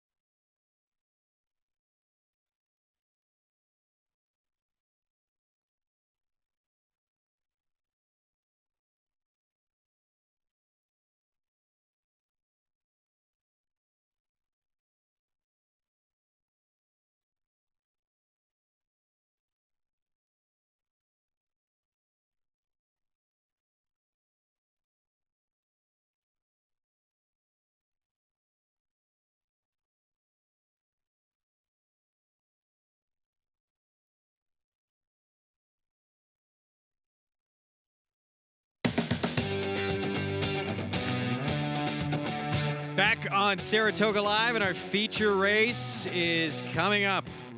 Mile and an eighth in the Grade 3 Shuvee. And the Wonder Filly, Wildcat, who has never lost in her career, making her U.S. debut for trainer Chad Brown. John Velazquez will be aboard. There she is. It's time for a Paddock Report now with Maggie Wolfendale. It's brought to you by Hillendale Farm, now standing Curlin for $150,000. Thank you, Greg. And yes, let's check in with the undefeated number 4 Wildcat as she makes her, well, American debut here after running through all kinds of conditions down in her native Chile. And looking at her, she is a big, solid, strong-looking filly. No wonder she's beaten the boys a couple times as well in her career. I've also talked with Chad's assistant, Whit Beckman, who is the main assistant down at Belmont Park, where she has done most of her prep work. And, you know, sometimes these horses coming from the Southern Hemisphere and just from other countries, they train completely differently than what we do here. A lot of times you see South American horses training without any saddles in the morning, just bareback. And Whit said that, you know, she had already been in the program for a bit. She is very kind of sensitive, and that she does react to the rider, and she needs a quiet hand on her back. And what he noted, though, most importantly, is that Pacific Wind has been her workmate for most of the time she's been here, and that gradually she's actually started to work better than her. So while she is getting a little wound up here in the paddock, hopefully she settles down once she gets out on the track and keeps it together. Physically, she looks tremendous here, and I would agree with Whit. Watching their last work together, I do believe that Wildcat was going better than her stablemate, who we'll turn our attention to now in number 6, Pacific Wind. I thought, as Chad alluded to, that Chad Brown, her trainer, that her last start, you could have drawn a line through it, because she went and tried to attack Abel Tasman. She just did not have an advantageous trip overall. And to me, she looks like a filly that wants a mile and eighth, that wants the 2-turn. Maybe that isn't suggestive in her form overall, but physically she does say that, and she comes in here extremely fit off the back of that somewhat disappointing Ogden Phipps. Andy, what do you guys see over there? Well, I mean, 3 to 5 on Wildcat is a little bit silly, to be honest with you. This is not. That's what happens in Saratoga with a buzz horse. Right, and Chad Brown's horses who get overbet, and they're ignoring Pacific Wind, and she may be very good, but listen, she's my pick. I wouldn't bet her at 3 to 5 in a million years. This is not a field of slouches. There are some talented runners in this race, and I can guarantee you one thing, Gabby, they're better than the horses she's been facing down in Chile. But you're hoping that she improves. You're hoping that she takes to the track. You're hoping that she's acclimated. Hoping. You're hoping on a 3 to 5 shot. Yeah, it's a little bit short. Now, you like Ivy Bell. I don't like this horse at all. In fact, I thought Maggie's point earlier was interesting. It's a great prep to turn back, but we'll talk about that a little bit later. Our post parade coming up. It's brought to you by OCD Pellets, celebrating their 10th anniversary of supporting the equine industry with their 2-in-1 bone and joint supplement. For more information, visit OCDpellets.com. We will start off our post parade the Shuvee with Frost Wise for Michael Dilger, Joel Rosario aboard. There's the longest shot in the board in here. I don't think a player to win, but could be a factor of the early pace in here. Verve's Tail, owned by Charles Fipke, trained by Barclay Tagg with Manny Franco. Question is if she is good enough, but she's definitely been capable at 9 furlongs, and she does have some good races in here. The breeder of Triple Crown winner Justify, bred and owns Tiger Moth, John Gunther, trained by Brad Cox and Florent Giroux are aboard. Well, finally, this horse gets into a grade 3. I mean, it's danced a lot of dances, and Brad Cox is having a good meet. Here is the Chilean Triple Crown winner, undefeated, Wildcat for Chad Brown with John Velazquez. She's hoping to go 9 for 9 in her United States debut. She is your heavy favorite at 3 to 5, the Buzz Horse. Owned in part by Peter Brand, who also owns Pacific Wind. The 5, Ivy Bell. Todd Pletcher trainee Javier Castellano aboard. First 2-turn test for her. She's ran into 2 killer fillies in her last 2 starts, American Gal and Abel Tasman. The worry's going to be, can she get the distance? If she can, she's a player. Pacific Wind, Grade 2 winner of the Ruffian for Chad Brown with Irad Ortiz Jr. aboard. And, of course, the other Chad Brown runner, and coming out of steep competition last out in the Ogden Phipps. And a horse that likes to be forwardly placed on the outside. Farrell for Wayne Catalano, Channing Hill aboard. Yeah, got run down in the late stages in the Florida lead by Brew Prize, and I would think Farrell's going to be going to the front end here at 7 to 1. All right, so Andy Serling, Wildcat, obviously it's a very short number in here, but Chad Brown seems to be very, very high from what he said about what she's looked like in the morning and, of course, her resume. Yeah, and he's indicated to me as well that he is high on this horse. And listen, she might be a very nice filly and very special, and she may easily handle this field. I don't think we're suggesting not.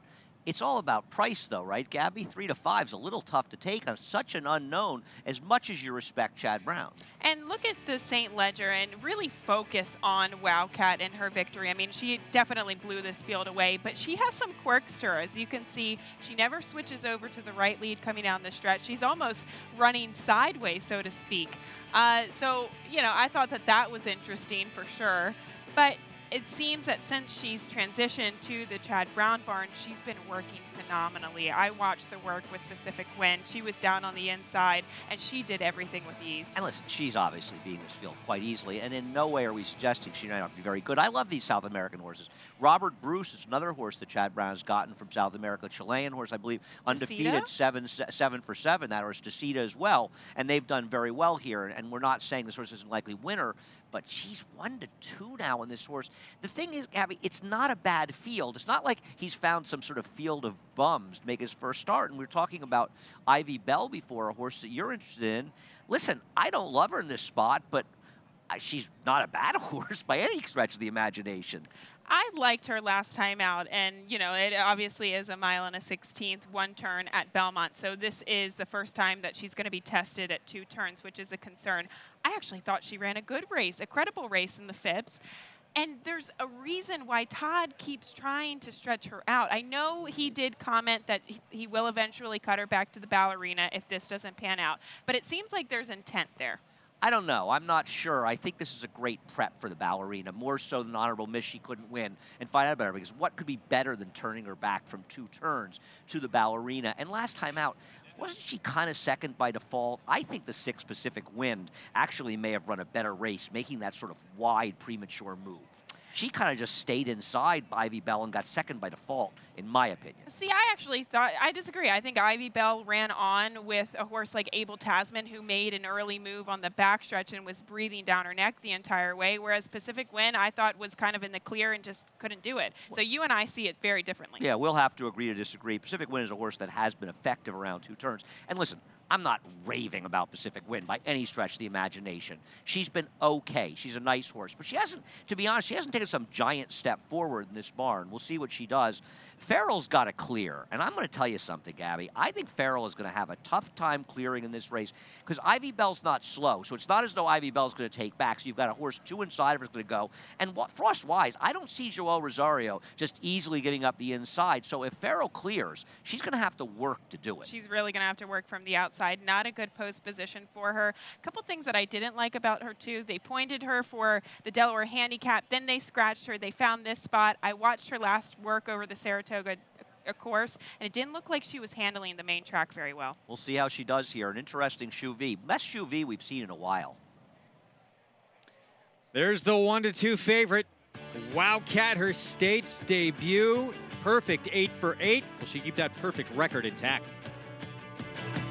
Switches back to the outside. Exaggerator down to the 16th pole, but Exaggerator has turned the tables. He has won the Preakness. He has won the Travers over American Flag. Irish War Cry has won the Wood Memorial.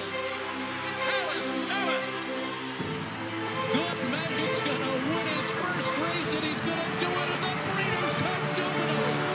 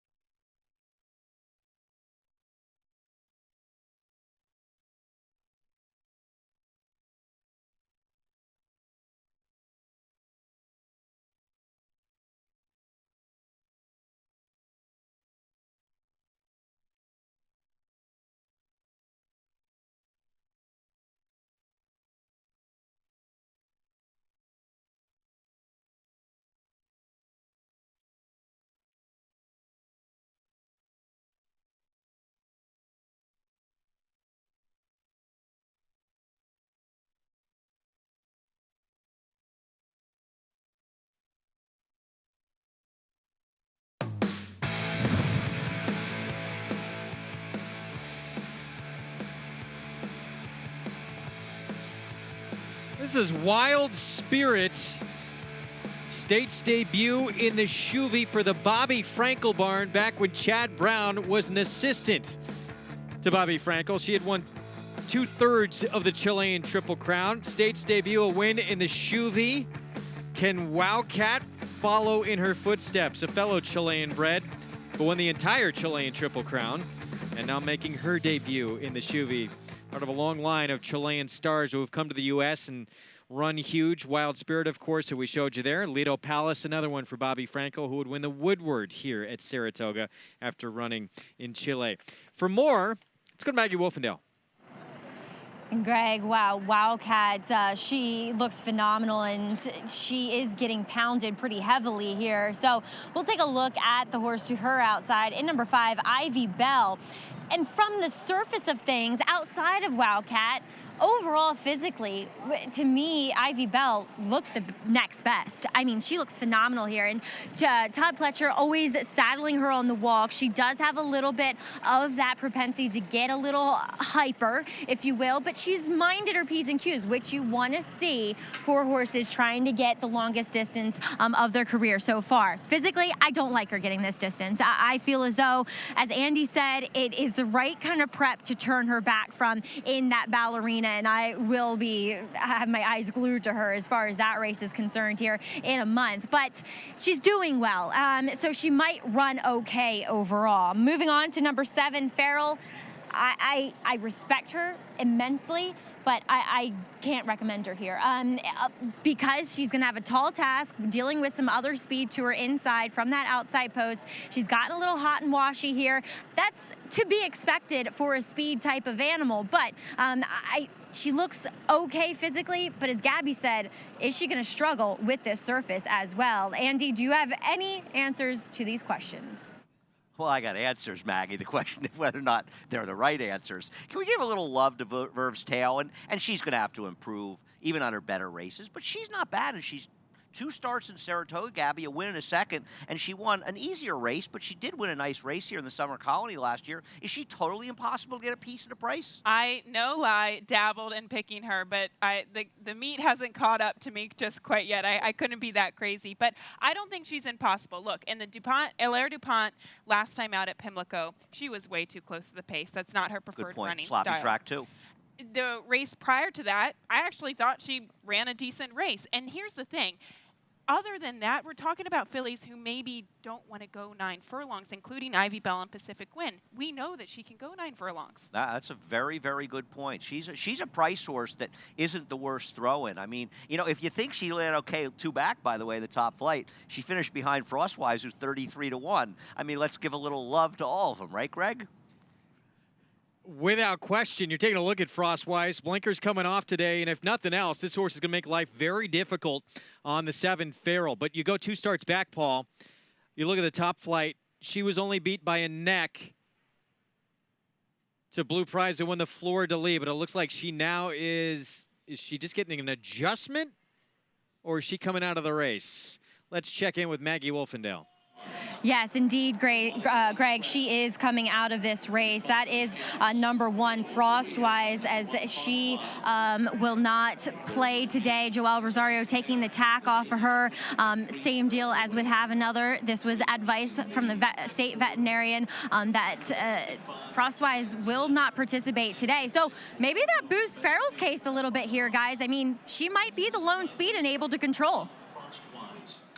That completely changes the pace scenario, which I was just talking about. So now do you take a stronger look at Farrell? Well, I don't know if you take a stronger look at Farrell or do you take a stronger look at Ivy Bell. The people that don't think Ivy Bell can get the 1 1/8, it might be a little bit easier for her now with maybe just Farrell and her out there doing their thing. We don't really know what's going to happen with Wildcat, if she's going to break, what truly her running style is, how far she's going to be off the pace. She might be up on the pace. You don't really know. So I don't know if it changes a ton of things, but I think it makes the life easier for Ivy Bell, who's trying this distance for the first time. So late scratch of long shot. Frostwise comes out of the race in here, but still 3-5 favorite. Wildcat trying to follow in the footsteps of Chad Brown's mentor, the man who brought him up in this game, Bobby Frankel, the Chilean bred. The State's debut won the Shuvee here by 3.5 lengths back in 2003, and now Wildcat trying to do the same as we get a look here at Verve's Tail. 9-1 on the board, who downstairs they were talking about this 5-year-old male by Tail of Acati for Barkley Tag a little bit, has a win and a second in 2 starts here at Saratoga. Well, listen, 15 for 20 in the try. Listen, when Andy was talking about the 2, he wasn't talking about can the horse win this race. I mean, can he get lucky and win this race? Of course she can, because she's a horse that, you know, comes from a little bit from behind. She sits an okay trip, but she's definitely a horse you want to use in your tries because she's always right there. She's, like I said, 15 for 20 in the trifecta. You know, and back to the other Chad Brown runner in this field, Pacific Wind. I know they touched on this filly downstairs quite a bit, but that last start in the Ogden Phipps, Chad Brown really felt that it took a lot out of her making that big run, and she was the one who took on Abel Tasman, who would go on to win that race. He also felt that she might have bounced a little bit coming out of the rough-in. Yeah, he thought that she might have bounced. That was what I was just going to say. But, you know, when Abel Tasman always makes that, like, middle move a little bit, he sort of like, Irad sort of like tried to chase Abel Tasman and just couldn't that day. And Andy, she's been working very strong for the comeback as well. Well, we'll see what happens, but I wanted to touch on something else if you guys don't mind. How about the money that's coming in for Ivy Bell? Are you surprised that she's taking so much money? I have to admit, I don't have the morning line in front of me, so perhaps she was around this price, but I'm surprised to see her taking as much money as she is. She was just 3-1, now she's 7-2. You know, again, I think the scratch the 1 helps her out. No, Andy, I mean, she's able to sit maybe an easier pace.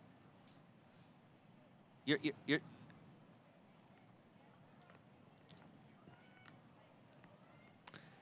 Well, she's a graded stakes winner. She won the inside information, and we'll see. This is the 2-turn test for her debut. Can she do it? And again, she was 3-1 in the morning line. Yeah, it's going to be very interesting if Castellano gets aggressive, tries to push the pace, and then maybe get Farrell to go a little bit faster, and then try to turn it into a 2-horse race. He cannot duel with Farrell early. That's a good point, Paul. I could easily see that happening. That's a very good point. He's going to have to leave, make her go a little bit, create a little separation. But let me say something else.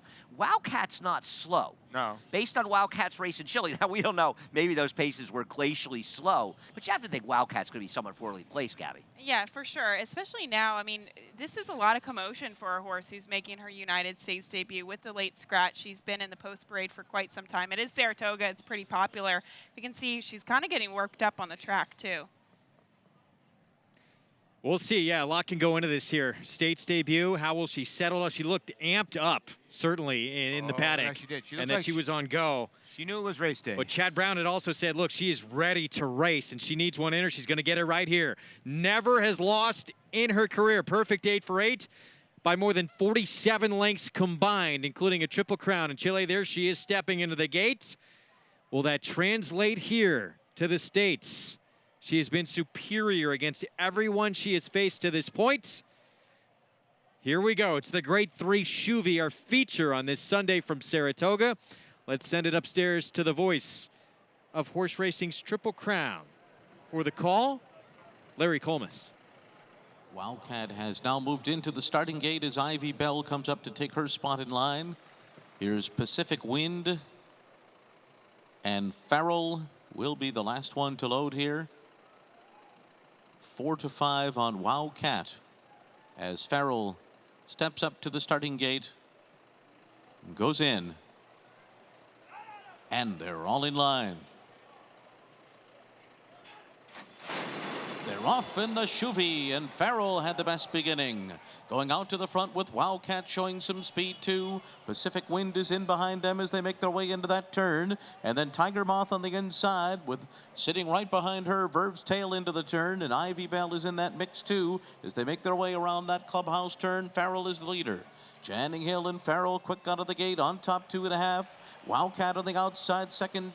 Tiger Moth is third, Ivy Bell is fourth, Pacific Wind fifth on the outside, and Verve's Tail at the back of the pack.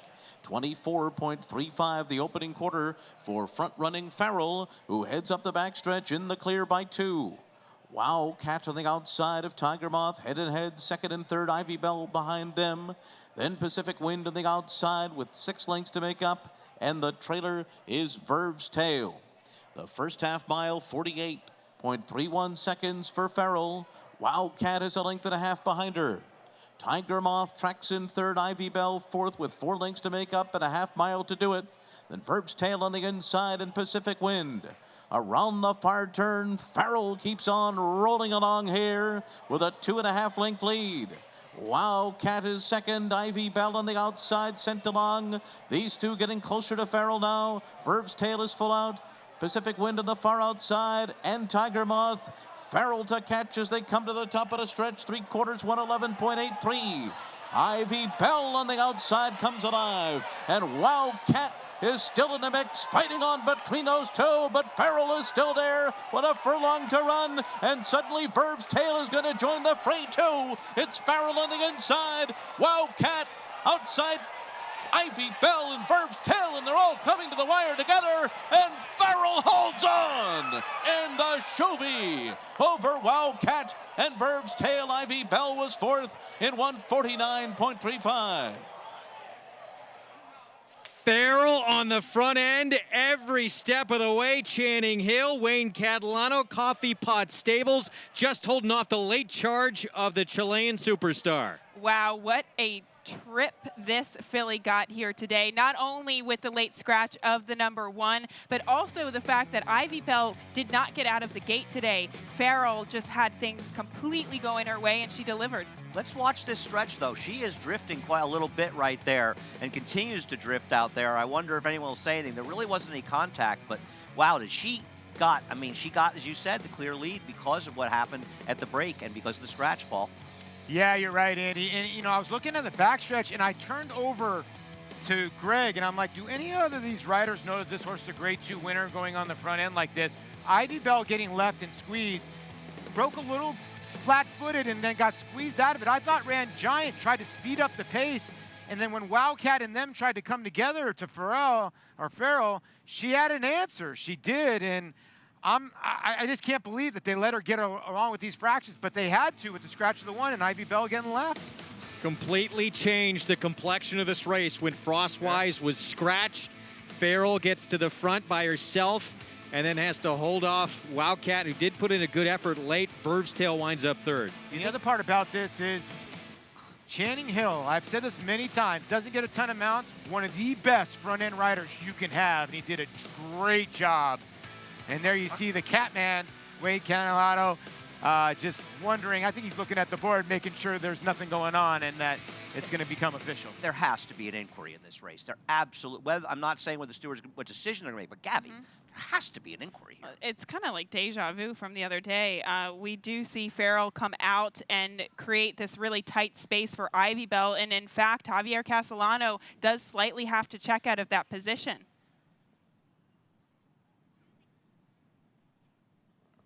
Let's go to Maggie Wolfendale for more. No. What's this judge say? Here with trainer Wayne Catalano. Doesn't want to step foot in the winner's circle, which I don't blame him. I've been in this position before myself, having a father as a trainer and a husband as a trainer. We're just waiting to see. We have not heard any steward inquiry or objection as of yet. But Wayne, you had to be pleased to see the other speed horse from the inside be that late scratch so Channing could go out there and do his thing on Farrell. Yeah, when they scratched the 1 horse, I thought, well, we'll be in front, you know. And they get the mount 8th here against some tough horses, and a champion like the 4 horse was pretty tough, you know, and we're excited with everything. And what can you say about your filly? I mean, she's just been utterly fantastic. She seems to get better with age. She's getting real good now. She really is. She's stronger now. She's more mature now, and we're really happy with the way the filly's doing. Well, Wayne, go greet her in the winner's circle with Channing, your son-in-law aboard. Yes, thanks. All right, guys. Well, we just saw Channing Hill give a big fist pump. Yeah, he did. For whatever that's worth. Well, no, listen.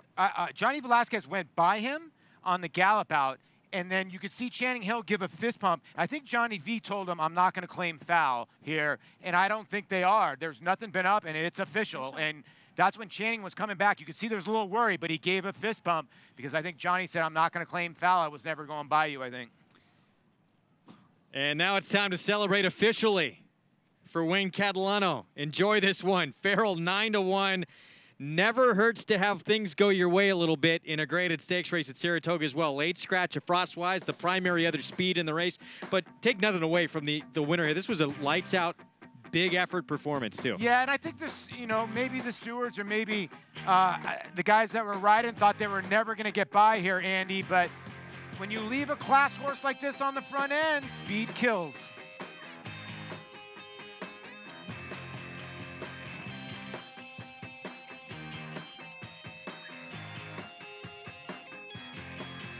All right, we'll try and get downstairs, get their reaction again here in a moment. But Farrell to the winner's circle. Wayne Catalano, Channing Hill, and Coffee Pot Stables on the front end every step of the way and returns $20 for the victory. Wow, 4-year-old filly by Malibu Moon out of the Unbridled Song Mare, Rebridled Dreams for Coffee Pot Stables. And again, this is going to spice up some more of this late pick 5, not late pick 5 or the pick 4. If you're live in it, again, we're rooting for you.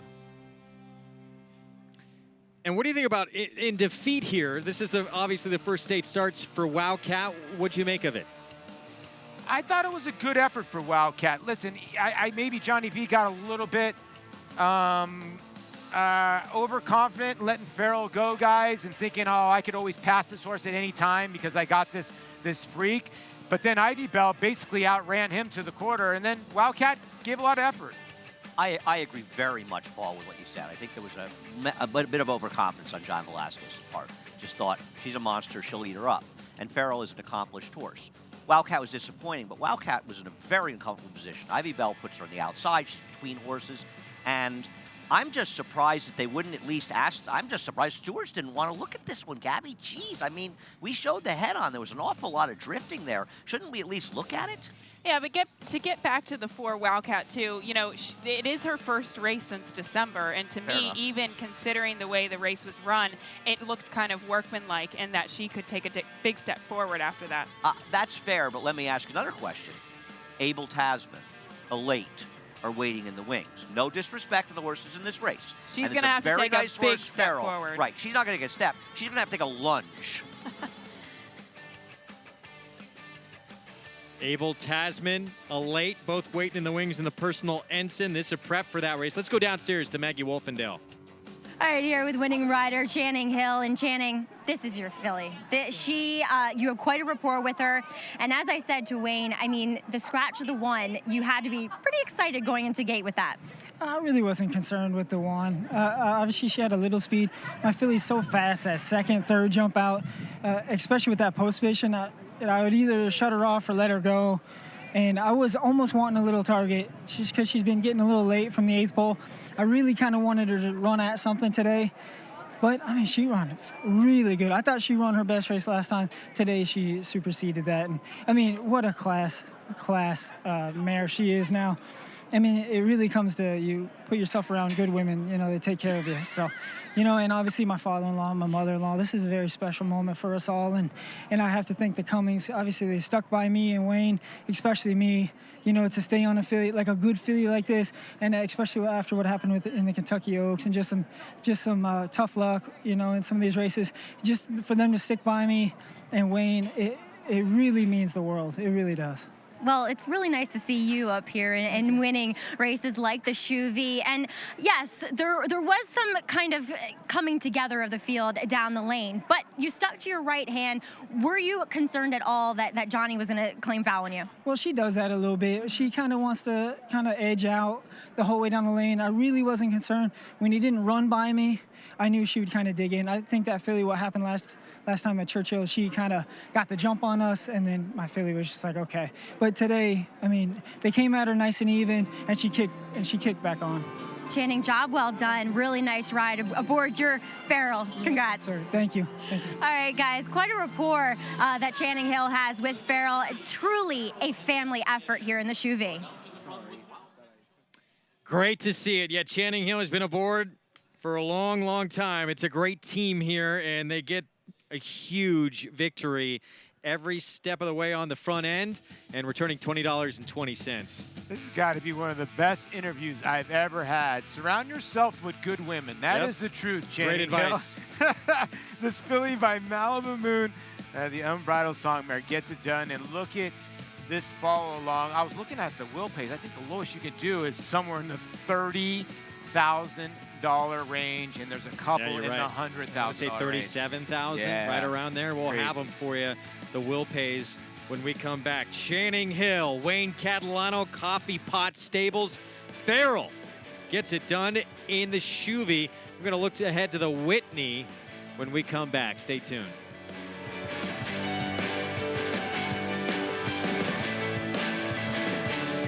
Mastery retired undefeated, winning his 4 starts by a combined 20 lengths. A 6-figure September sale purchase, he won impressively in his 2-year-old debut at Santa Anita.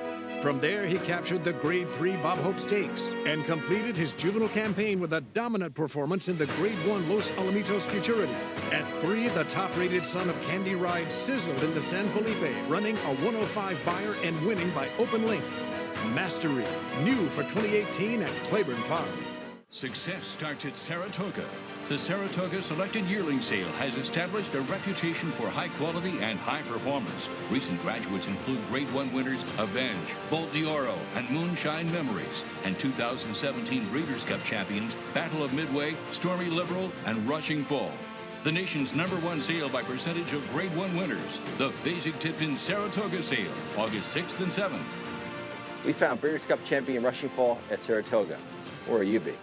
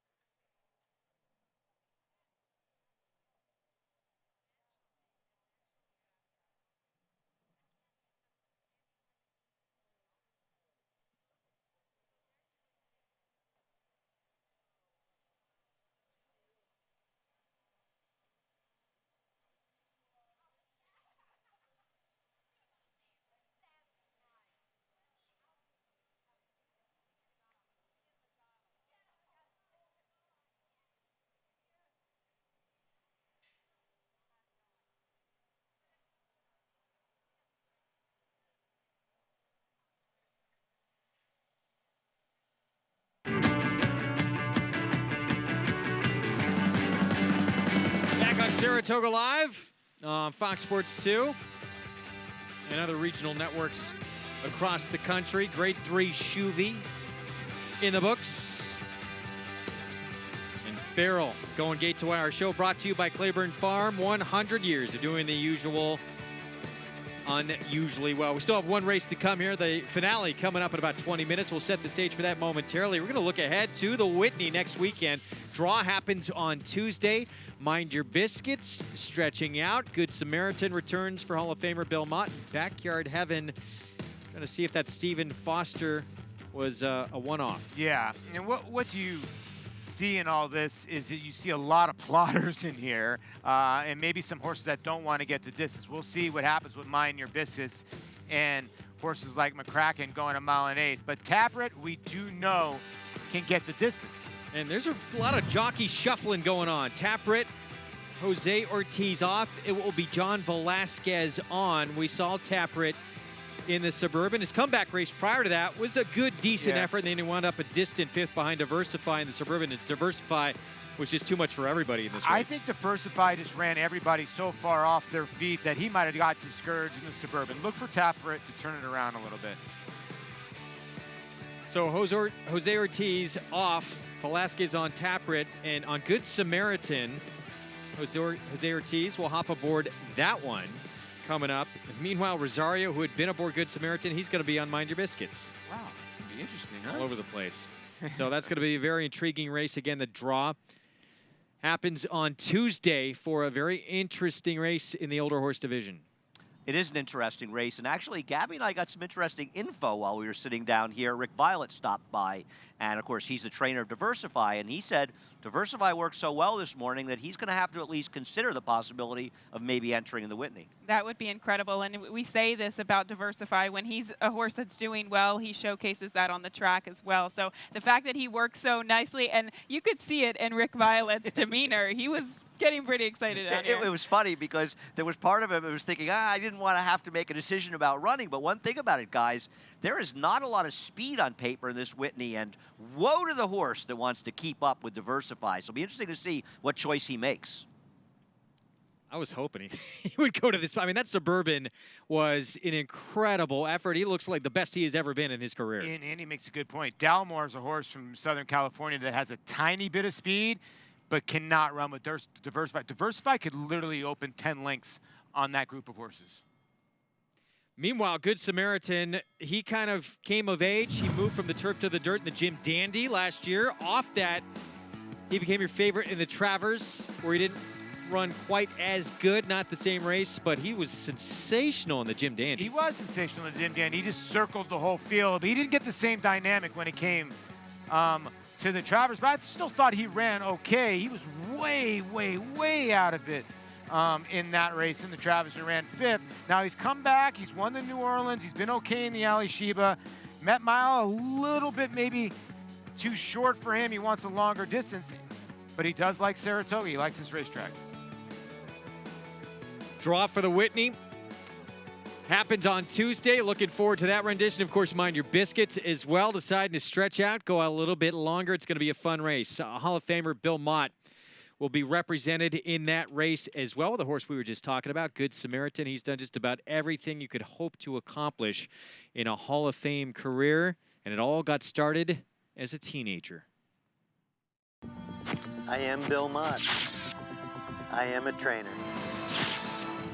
My parents were always very supportive of whatever I wanted to do. They could tell how passionate I was about horses, and as we got started into it, about how passionate I was about racing. And of course, I was always very competitive. I mean, I was in, high school sports and that sort of thing, and I like winning, and I like the competition, and I also loved horses. I'd saved up some money. I had some money in the bank. We had, sold some calves and some pigs, and I had a little money saved up, and I wound up buying a horse. I went and bought my first horse for $2,000. I guess I was 15 years old at the time, and then I trained him that winter, and I was 16 when he won the South Dakota Futurity in like September of his 2-year-old year. So, I got $3,800 to the winner, and I thought I was the richest guy in South Dakota at that point in time. And from the very beginning, I've always felt very lucky. I have been very lucky. Now I'm not sure whether I like the competition more, I like the horses more. I think I actually probably like the horses as much or more than the competitive part of it. But when you can put it all together and you can have, it's kind of the best, it's been the best of both worlds for me, just because it's what I want to do. And from the very beginning, I've always felt very lucky. I have been very lucky. And, horses and the people that surround the horses have given me everything that I've ever had in life. He has had an incredible career, one of the very best ever to do it in horse racing. It's his birthday today. Happy 65th to Bill Mott, so you know what that means. He always seems to win on his birthday, and back in race 3, Glossy got him on the board again. Yeah, off this son of broken valve for our good friends at Claiborne. Again, he gets the job done, and yeah, you're right. He is dominant on his birthday. I want to say he's like almost close to 40 or 50%. 17 of the last 23 years on his birthday, he is a winner at Saratoga. He had one run of 7 years straight. That's called clean living. Yes, it is. And just for good measure, he would add a second win in race 5 with length at a price. He's having a nice meet, a really nice meet. And Hofberg with a nice little win. Length paid good today, about $26. So Mott's horses are firing. Hofberg, your Curlin winner on Friday, heading to the Travers now. He might be, if not your favorite, one of the favorites in that race. He looked very impressive in that performance on Friday. We still have the Nightcap coming up. We're not done. We got a mile and a 16th over the Inner Turf. New York Breds in a $40,000 maiden claiming event. We'll set the stage for the finale. Power Stroke, the one to beat when we come back.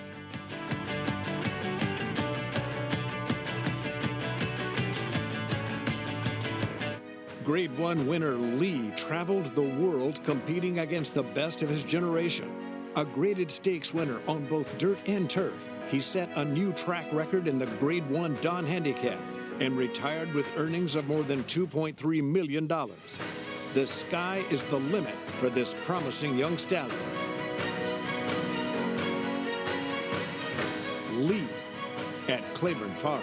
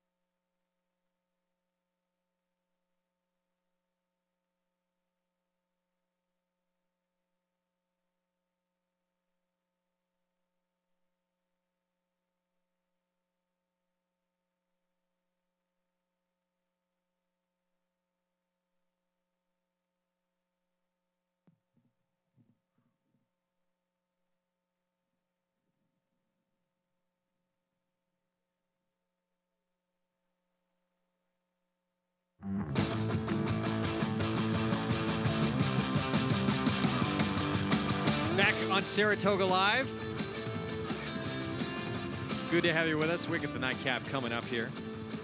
Mile and a 16th over the Inner Turf here. New York Breds in a $40,000 maiden claiming race, and interesting betting race to close things out here on this Sunday afternoon. Yeah, it is. A very interesting betting race. The one Power Stroke is your favorite, the horse to beat here by far. I think at least on paper, cross multiply the 10. Just some big scratches. The 14 didn't draw in. And the 6 was a giant scratch in here, Lemon Blitz. Horse to beat and the horse to catch as well. I'm going to disagree. I'd like maybe after the post parade, Paul and I can duke it out a little bit about this horse. I'm surprised she's favored, but he is the speed. Post parade here coming up. Actually dropped into it this level. Claiming tag for the very first time last start. Shortened up as well, Paul, to 7 furlongs. Does feel like the one Power Stroke is the speed of this race, but does that necessarily mean he's going to get the mile and a 16th? Irad Ortiz Jr. aboard for Phil Serpy. 2-horse Blue Skies Forever, and trained by James Ferrara. Blinkers coming off. Yeah, 80 to 1, 35 to 1 last 2 starts. I don't know if the blinkers off is going to change anything at 32 to 1. There goes Jose for Robertino Diodoro Michelozzi aboard. I don't know where he's going, but it'll be amazing if he goes to the winner's circle. Wound up 4th at this level last time out in a 12-horse field. Here's the 4 last chant for Ed Barker. Luis Reyes rides. Ran almost a similar race as the 3 did last time, just a little bit farther behind. But this horse was 121 to 1, 2 starts back. Slew a Candy, Michelle Nevin training, a recent gelding. Obviously, question mark coming off the layoff and dropping, but to me, this is the one that's run against the best competition in his career. Magnetron, Florent Giroux, Michael Lerman, another gelding here. He's actually my top choice here. This horse met much, much better last year and actually didn't run bad in at least one of the races. An interesting new gelding off the layoff. Manny Franco rider change on the 8 here. Victory's cash for Bruce Brown. You know, Bruce Brown had a nice little runner run a good race earlier, and this horse was 12 to 1 last time, but this Big Gray is going to have to improve. Big Soul Joel at 14 to 1 with Dylan Davis for Rick Violet. I lost my money on Big Soul Joel once. Never again. Been burned once, not going to happen here. Cross multiply the 10, 9 to 2. Take and play with Joel Rosario for Gary Contessa. I get that this horse could be a player. I don't know about 9 to 2. There's some other horses in here with some better numbers. Like a lot of horses here have burned up people's money, haven't they? The 11 won't be missed. Big price for James Ferraro. There's no truth to the rumor that he's named after me. Never, Andy Serling. You would absolutely be missed. Spa Jazz, the 12 blinkers going on for Barkley Tag. Yeah, 49 to 1 last time out, but Barkley Tag and David Cohen seem like they've been an okay team, and David Cohen seems like he's been winning races, and this horse is getting bet. And in from the also eligible is Stag of Sylvia for trainer John Hurtler. Nothing would make me happier than seeing John Hurtler win a race. And this horse actually has one race that gives him a chance. Yeah, he does. Yeah, hit the board, ran 3rd against this level that came on a good turf at Belmont. We're 7 minutes to post here, and this nightcap coming up, and we know this. We have a pick 6 carryover for Monday, $56,914. Yeah, I was looking at Monday's card. I thought it's a good card. I really do. 10 race card, so pick 6 will start in race number 5, but big fields, 10-horse fields, 8-horse fields, going all the way through, so it's a very good sequence tomorrow, so tune in. One of the only games in town, too. We run every Monday at Saratoga. So let's take a look again here at Power Stroke. Andy with a little differing opinion here on, well, if this horse is going to get it done or not. Now 5 to 2, Andy Serling. I just wonder how effective this horse is going to be getting the mile and a 16th. I mean, the 7 furlong race was much better, but he just showed speed there. I get that he's the speed. I get he has the rail. I just thought there were more interesting horses at better prices, Paul. Yeah, I get where you're going at. Listen, he's sort of like the horse that you land on in here because there's really not much. He's got a couple races, and you see a lot of ones in his form, and he never seals the deal. If he's ever going to seal it, he has to seal it today against this group.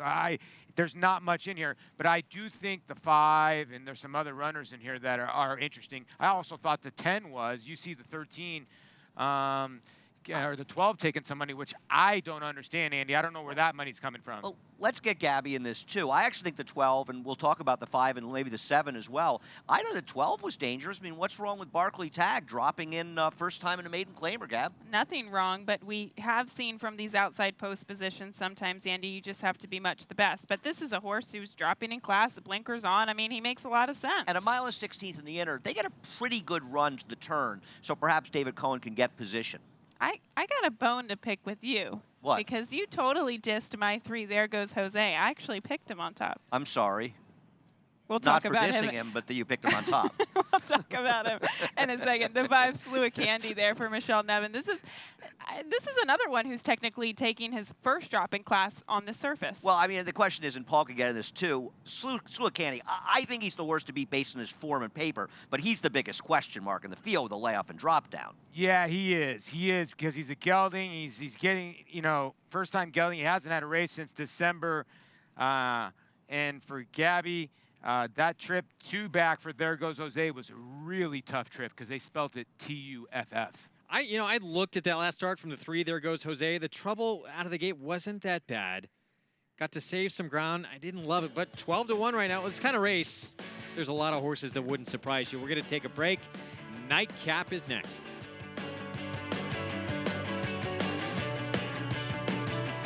An undefeated graded stakes winner on the track, Algorithms was the nation's #1 sire of 2-year-olds in 2017 by percentage of winners. His top runners include multiple graded stakes performer Rich Mommy, winner of the Grade 3 Sugar Swirl, multiple stakes winner and graded stakes performer Recruiting Ready, and stakes winners He Hate Me and Sunset Ridge. In the ring, his yearlings have commanded prices up to $220,000. Algorithms, standing at Claiborne Farm.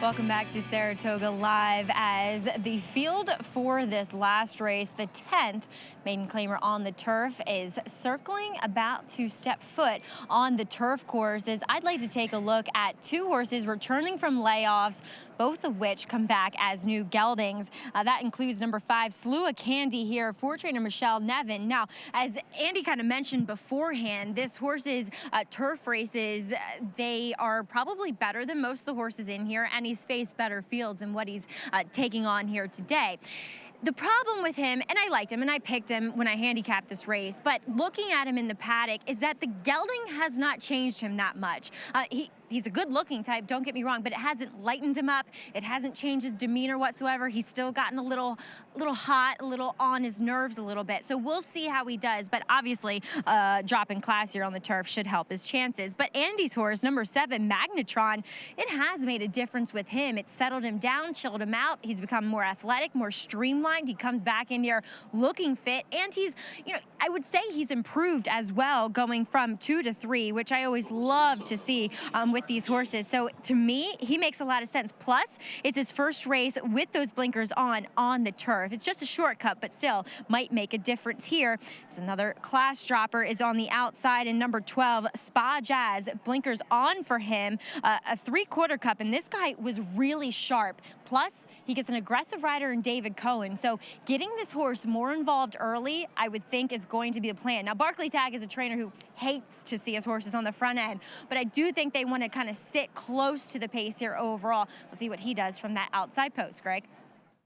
Yeah, very intrigued to see what happens here with Spa Jazz and that equipment change. But what you just heard there from Maggie sounds like not going to try and go to the front in here. The problem is on this inner turf from that outside post, you lose a lot of ground. I just think with a 1, if you're ever going to win, drawing inside on the inner turf here at Saratoga, today's the day to do it, right? Well, yeah, they're gunning to the front end. They're not going to change their running style. They're going to hope for the best. That's what they've done their last 8 times. And he should get to the front end of this field. Somebody else will probably go with him. Maybe the 5, and being newly gelded. Yeah, the 5 had that awkward start last time out, but before that, this is a horse that can show pace. I just think the 1's faster. Probably faster, but the problem is the 1 is faster, but can he stick late? That's the issue, and who's going to be rolling late in here?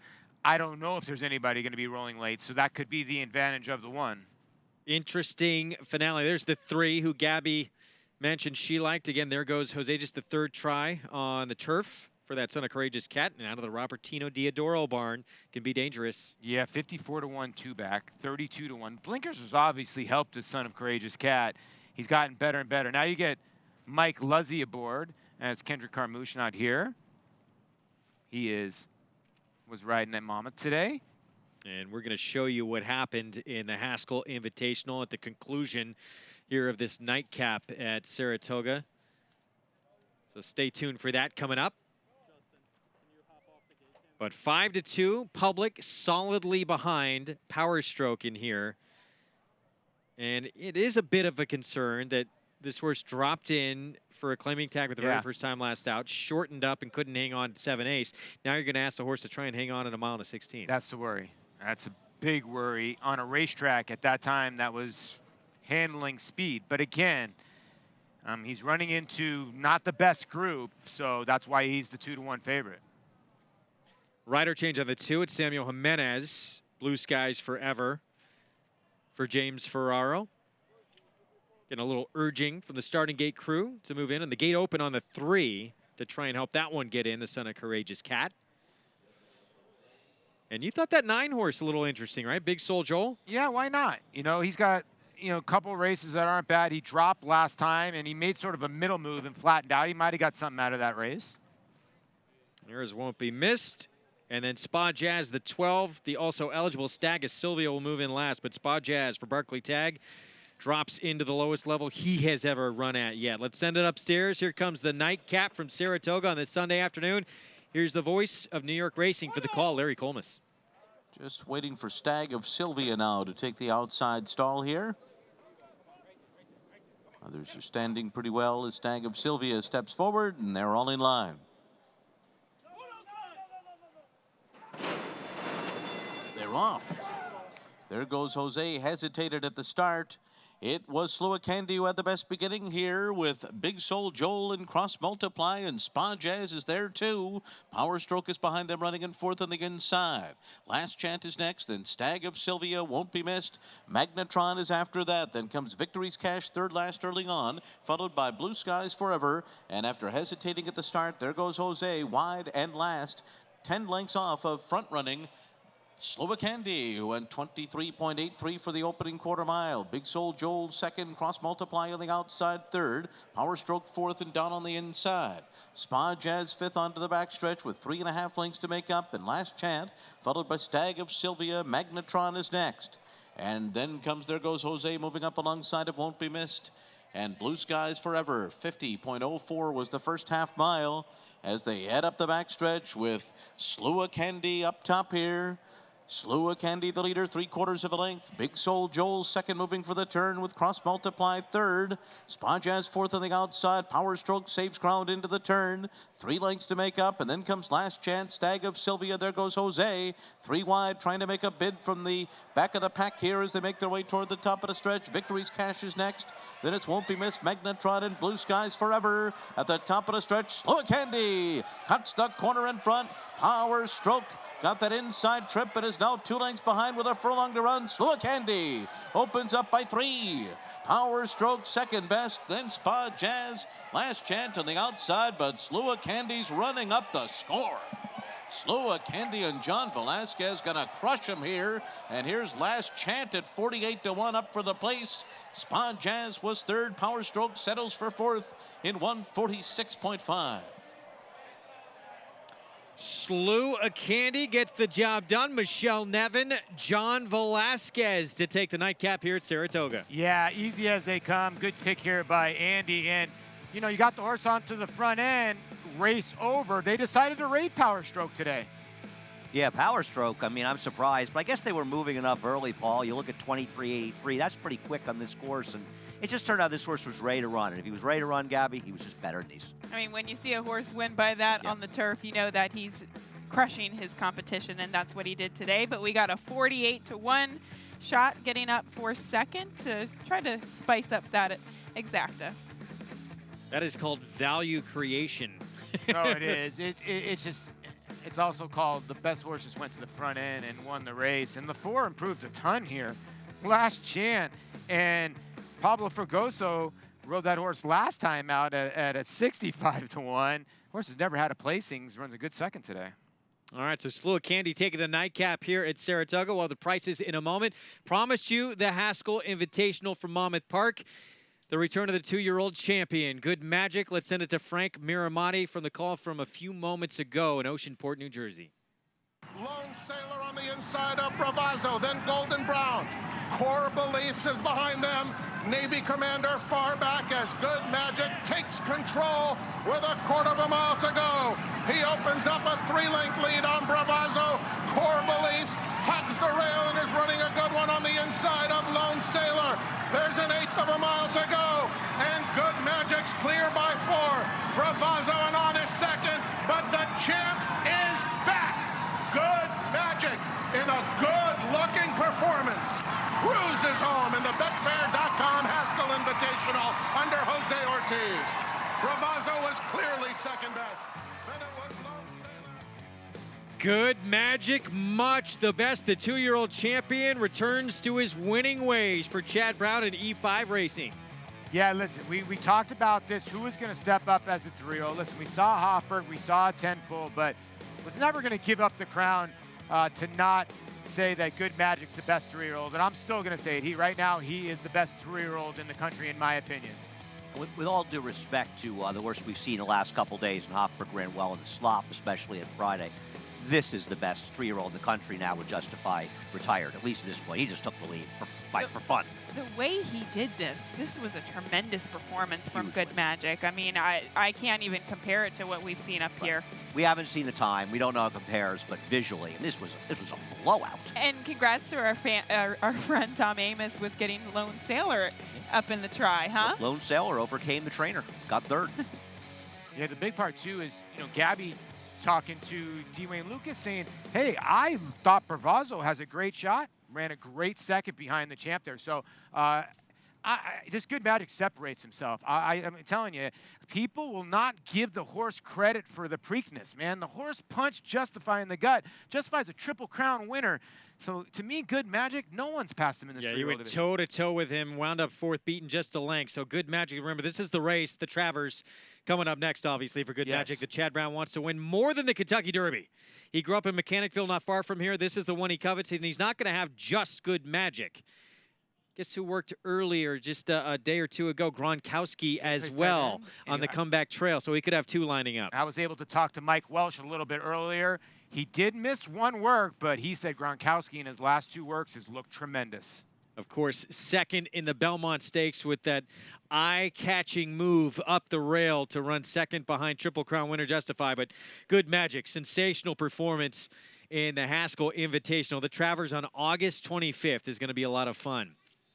Here in the nightcap, though, it was Slew of Candy, Michelle Nevin, John Velazquez, and in a race where you have a lot of runners who haven't shown a ton of heart. Why not jump to the front and make someone come and get you? And that's what John Velazquez did. Yeah, and the back race is just played here. Newly gelded son of Sydney's Candy, the Slewicide mare, Abby's Missy, New York bred here for JMS Stables and Johnny V. Look at all the prices: $2,500, $37,000, pick 6 carryover. Wow! If you have 5 out of 6, check in your account. There's $18,000 in there. Is that Unreal. Crazy? Naira Bets late pick 5 follow along pays $37,422 for the 50-cent wager. We'll see you again on Monday, 4 to 6 Eastern time on Fox Sports 2 and other regional networks across the country. Thanks for being with us. Farrell in the Grade 3 Shuvee Wildcat States debut does not get it done. It goes to the Catman.